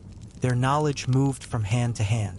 The guilds preserved this wisdom, not as secrets, but as rights of belonging. To become a clockmaker, a carpenter, a millwright, was not only to learn a trade, it was to join a lineage. Apprenticeship began in youth. A boy, sometimes a girl, though less often named, would learn to sweep the floor, stoke the forge, mend tools. Only later would they be trusted with the teeth of a gear, the balance of a beam. Years passed before mastery, not merely in skill but in patience. For every turning machine demanded harmony. One gear too tight would bind. One weight too heavy would crack. One misaligned shaft and the whole device lost rhythm. The builder had to listen to the grain of wood, the breath of wind, the fall of water. They worked in silence more often than not. There were no laboratories, no drawing boards lit by candle. They carved by memory. They adjusted by feel. The length of a lever was judged by reach, not ruler. The width of a cog by the sound it made. And yet, what they built endured. From cloister to court, from manor to mill, their machines turned faithfully for decades, sometimes centuries. They did not seek fame. Their names are largely lost, but their spirit lingers in every surviving wheel, every silent shaft found beneath the stone of a forgotten tower. Some of these craftsmen traveled, by caravan, by river, by invitation of noble or bishop. They carried their tools in wooden chests, their secrets in their bones. They repaired, advised, invented, and when they moved on, they left behind more than devices. They left behind thinking, ways of solving, ways of seeing. Occasionally, a name rises. Henri de Vaucanson, who dreamed of machines that mimicked birdsong. Villard de Honcourt, who sketched fantastical devices in the margins of architecture. Al-Jazari, whose book of machines stands still as a marvel. But for each known name, there are 100 unknown builders who spoke not with ink, but with iron and elm. Their legacy is not in books, but in echoes. In the way a clock ticks in a forgotten chapel. In the sound of a windmill creaking at dusk. In the water wheel that still turns beneath ivy and moss. They did not seek to conquer nature. They sought to speak with it. And the machines they made, quiet, beautiful, enduring, are the language they left behind. Imagine a scholar in a stone-walled room, bent over a vellum page. The light is dim, drawn from a high-placed window. The air smells faintly of ink, of parchment, of dust and lavender. Beside the scholar sits a strange object, a rotating wheel of wooden arms, each bearing a different book, balanced with perfect grace so that any volume may be turned to hand with the gentlest touch. This is not fiction. Such devices, known as book wheels, were real, designed for those who read many texts at once. Philosophers, physicians, canon lawyers. The first designs date from the late Middle Ages and the Renaissance, but their spirit belongs to the medieval world. The desire to give form to thought, to make the intangible visible. These were not machines of brute force. They were machines of access, of arrangement, and they reflect a quiet truth. The medieval mind did not only build to survive, it built to know. Take, too, the calculating tools. Abbaci tally counters, counting boards lined with grooved stones or wooden beads. Merchants and scribes used them to reckon sums, to weigh goods, to prepare ledgers of tithe and tax. Before the ledger, there was the slate. Before the slate, the mind. But the abacus would wire and motion made thought visible. And then there were the devices of memory. The volvel, for example. A paper will set atop a page, printed with rings of symbols, numbers, or phases of the moon. By turning the wheel, one could track feast days, calculate eclipses, or align theological concepts. Part calendar, part mnemonic, part philosophical machine. They were favored by monks and scholars who saw the world itself as layered wheels. Earth beneath heaven, time beneath eternity. These devices, humble and often handmade, brought complexity into the grasp of daily use. For those who copied books, there were mechanical scribes' tools. Ruling frames, compass-like devices for marking margins, stands that held parchment at perfect angles. To write beautifully was not mere ornament. It was devotion. A page was a kind of machine, ordered, structured, rhythmic. And to aid in its making, machines of learning emerged. In some rare manuscripts, we see early attempts at information machines, not computers but conceptual models. Trees of knowledge drawn as ladders or circles. Diagrams of grammar with hinged elements. The great Arbor Scientiae of Ramon Llull, with its rotating symbols, was not merely a work of theology. It was a device meant to generate meaning through motion. In the East, similar tools flourished. In the Islamic world, astrolabes were not only for the stars, they were educational. Each layer taught the user to imagine space, time, and place as interconnected. In China, movable-type blocks of carved wood or clay transformed the speed of learning, even if it would take centuries for its impact to reach the West. What unites all these machines is not complexity, but care. Each was made not to impress, but to assist, to lighten the labor of thought, to turn the wheel of understanding one notch closer to truth. They remind us that the medieval world was not only one of toil and superstition. It was one of curiosity, of order, of slow, deliberate thinking. And just as a water wheel makes work from flow, these machines made wisdom from the gentle turning of the mind. There is a stillness in endings, one not unlike the hush before dawn. In the last centuries of the Middle Ages, as cities swelled and knowledge stretched beyond its cloisters, many of the gentle machines we have followed began to sleep. Not with sudden silence, but with a slow surrender. It was not failure. It was change. The water wheel still turned. The windmill still swayed. But their world had begun to shift. Trade had awakened across oceans. Printing had begun to multiply thought faster than memory alone could bear. The clock, once a village marvel, became a private necessity. Time itself, once seasonal, sacred, fluid, became sliced, measured, owned. The old machines, shaped for rhythm and reverence, did not vanish. But they no longer held the center. Their elegance faded behind the new demands of commerce, of armies, of empire. A forge was no longer a place of artistry. It became a site of scale. A mill no longer served a village. It powered a factory. The breath of fire grew louder. The water turned iron wheels, not wooden ones. The air itself was pressed into steam. Yet still echoes remained. In remote valleys, monks continued to use centuries-old water clocks. In mountain villages, windmills turned as they always had. And in the minds of curious children, the whir of a gear or the creak of a pulley still awakened wonder. Many of the old manuscripts were preserved, not for use but for curiosity. The works of Al-Jazari, of Yui, of forgotten builders with ink-stained fingers and quiet hearts, were copied and translated. Leonardo da Vinci, standing on the edge of two worlds, drew from them like roots. He sketched machines that combined memory with vision, ancient dreams with Renaissance fire. In this twilight, we find not loss, but layering. The old world did not die. Seated, its machines, built in silence, became the foundation for noise. Its rhythms became the blueprint for acceleration. Its simplicity became the quiet counterpoint to all that followed. Today, we marvel at technologies that dazzle, that flash, that boast. But behind them lie those first humble devices, the mill wheel, the bellows, the astrolabe, the book wheel, not built to conquer, not even to endure, but to serve, to reveal, to turn. And if you listen closely, beneath the hum of electricity, beneath the hiss of steam, beneath the ticking of your wristwatch, there is still the sound of the last breath of the old world. A drop of water, a hush of wind, a wheel turning. There have always been those who looked upon a turning wheel and saw more than a machine. They saw a truth, a diagram of heaven, a miniature of time itself.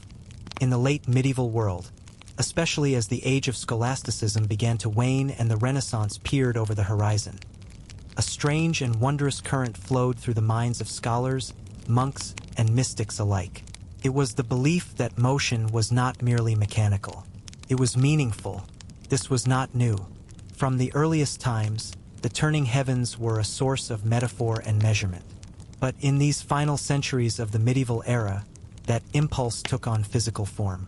Machines were no longer just tools. They became symbols, living, moving arguments about how the world was built. Consider the rota, the wheel. In monasteries, diagrams of wheels were drawn with care. Wheels of sin and virtue, of fortune and fall, of life and death. The idea that all things turned in cycles, birth, decay, renewal, was deeply embedded in the medieval soul.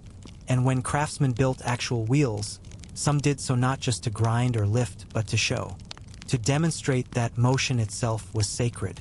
Take, for example, the theological machines designed to teach the nature of God's order.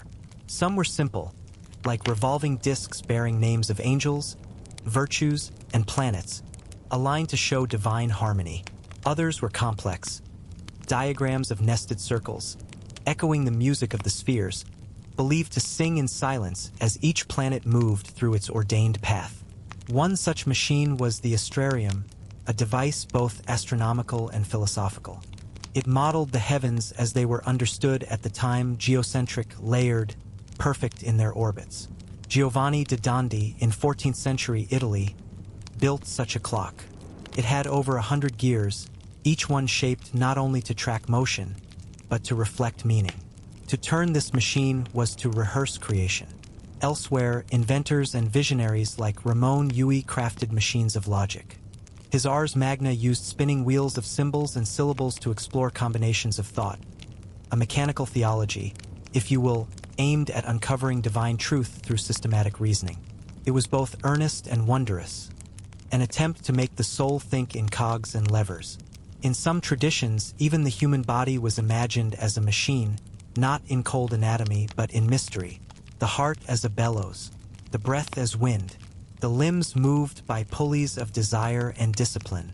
Physicians wrote of humors in motion, of inner clocks governed by planets, of treatments aligned to the turning sky.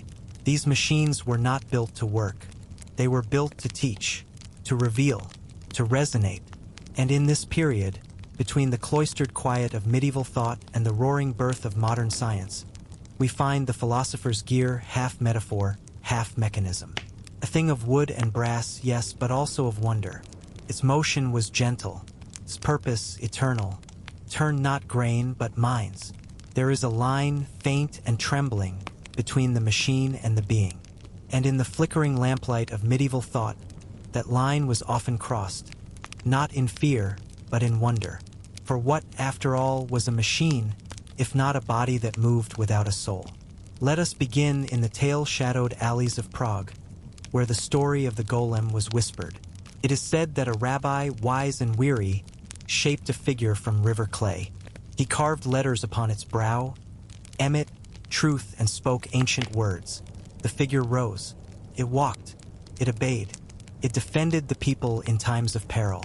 But in time, it grew too powerful or too lost. And so the rabbi wiped away a single letter, turning Emmet to Met, death, and the golem returned to stillness. This is no mere myth of magic. It is a dream of automation, of artifice imbued with will. And though the story stands outside the boundaries of machines we might call real, it reveals a medieval hunger to animate the inert. To ask, what if we could build something that moved like us? And some tried. Across Europe and the Islamic world, there are accounts, half history, half marvel, of automata that walked, bowed, sang. In Byzantine palaces, visitors described mechanical lions that roared, birds that chirped, trees with moving branches. These were not toys. They were symbols of power, of mystery, of divine imitation. Al-Jazari, once more, offers the clearest glimpse. He wrote of musical automatons, figures who played drums, who moved in rhythm with water-driven cams and levers. In one design, for figures float in a boat, each striking a different beat, powered by concealed mechanisms beneath the deck. To watch it was to feel something stir, not in fear, but in awe. In cathedrals, too, the grotesque took on motion. Clock towers bore carved figures that struck the hour, grim monks, skeletons with scythes, angels blowing trumpets. In some towns, dragons spat fire or saints turned their gaze upon the square below. These were not believed to be alive, yet they performed life. They enacted it. They reminded viewers that time passed, and that judgment, like the tolling bell, could not be stopped. Even in manuscripts, one finds sketches of imagined machines. Giants powered by wind, towers that walked, beasts with many legs and blinking eyes. They were never built, perhaps, but they were conceived. And that is the first breath of any machine. The line between wonder and dread was thin. What if the machine could not be stopped? What if it misunderstood? What if it imitated too well? And so stories grew, of automata that wandered at night, of statues that wept, of heads that spoke answers to forbidden questions. The most famous of these was the brazen head, a legend told of scholars like Roger Bacon, an artificial head cast in bronze that would speak the truth once and only once. And if its maker failed to ask the right question, all would be lost. These tales are not footnotes.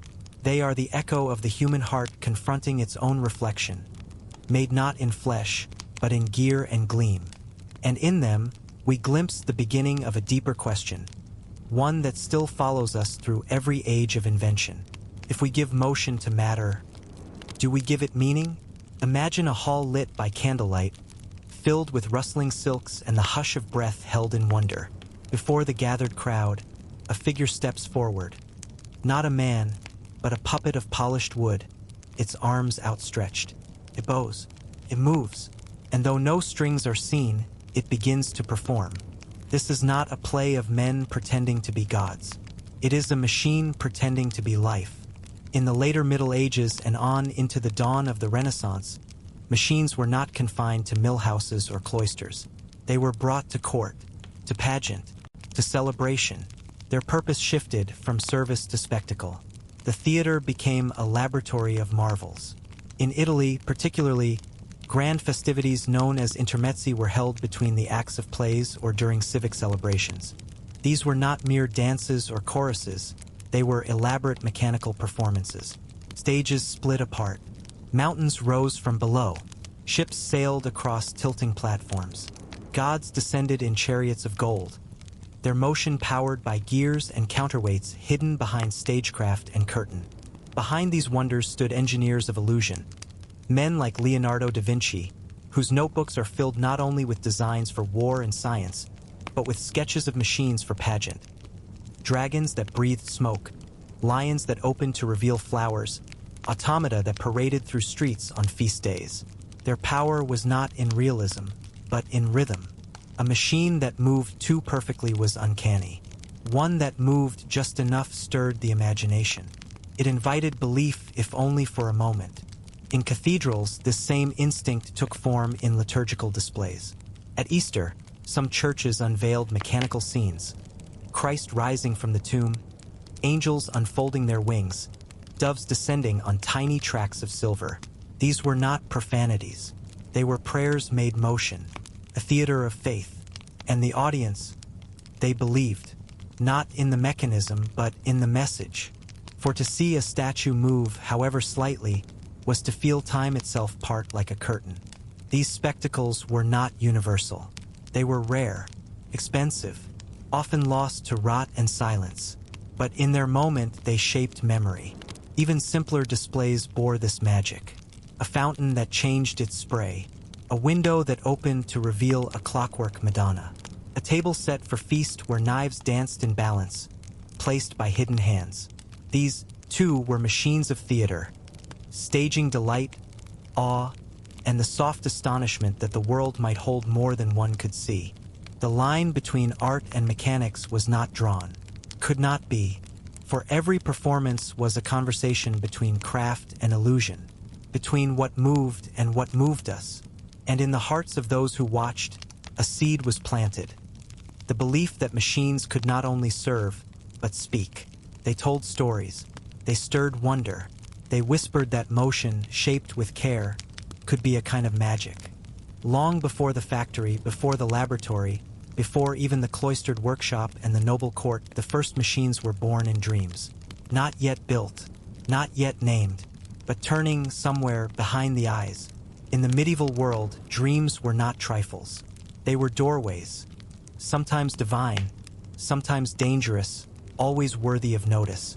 Dreams could reveal truth, foretell futures, unravel illness. And so it followed that the machines seen within them, turning spheres, singing bells, flying towers, might bear meaning beyond the waking world.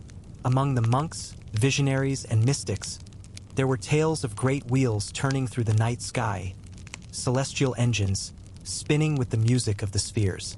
Hildegard of Bingen dreamed of such wheels, visions ringed with stars, fire, and wind. Though not machines in the ordinary sense, they bore the same structure, the same pulse of ordered motion. Others dreamed of more grounded things, a ladder that folded upon itself and rose endlessly toward light, a book whose pages turned without touch, a loom that wove words, a table that lit itself from within. These were not idle fancies. They were metaphors given form. And then, too, there were dreams of machines that soothed, that calmed, that guided the body toward peace. Some herbalists and scholars described devices, often small, often imagined, that assisted in sleep. A stone box filled with lavender steam, heated gently over coals. A water clock that chimed only once per hour, its sound barely more than a sigh. A wheeled chair that turned with the movement of the stars, aligning its sitter with certain constellations believed to bring dreams. These machines were not made for measurement. They were made for rest, for the restoration of the mind. And even as such ideas remained mostly unbuilt, they endured in thought. For the medieval mind did not sharply divide the real from the imagined. Both had weight, both moved the soul. And so, the dream of a machine was not mere fantasy, it was blueprint, a gesture toward what might one day be made. The scribes who drew such things in margins, the strange towers, the wheeled beasts, the flying ships, they were not jesters. They were watchers like myself. They saw what moved in silence. They gave it shape and left it behind in ink. And so, a final machine emerges, not one made by gears or flame or wind, but by imagination. A machine that never breaks, that turns softly always, that spins behind the eyes, long after waking. Perhaps you've seen it. Perhaps you carry one. In the hush before sleep, when the body lies still but the mind drifts wide, you may glimpse it. A wheel, a light, a figure turning with purpose, though no one can say why. This too is invention, and it belongs, perhaps more than any other, to the medieval world, the world that dreamed not of conquest but of meaning, not of speed but of stillness, not of what machines could do but of what they might mean. And so the bells fall silent, the water clocks drip no more, and the automata stand at rest. The gardens, once whispering with hidden currents, fold back into stillness. These quiet machines, born of patient hands and minds that sought both God and wonder, remain half invention, half prayer. They remind us that time is not only counted in hours, but in the measured turning of wheels, in the steady drop of water, in the breath between stars. To walk among their memory is to feel how devotion once wore the shape of gears and cogs, and how curiosity itself could be holy. If this journey has eased your waking thoughts, let it settle over you like the hush of an old cloister at dusk. And when night gathers again, I will be here to walk once more beside you through the forgotten marvels of the ages.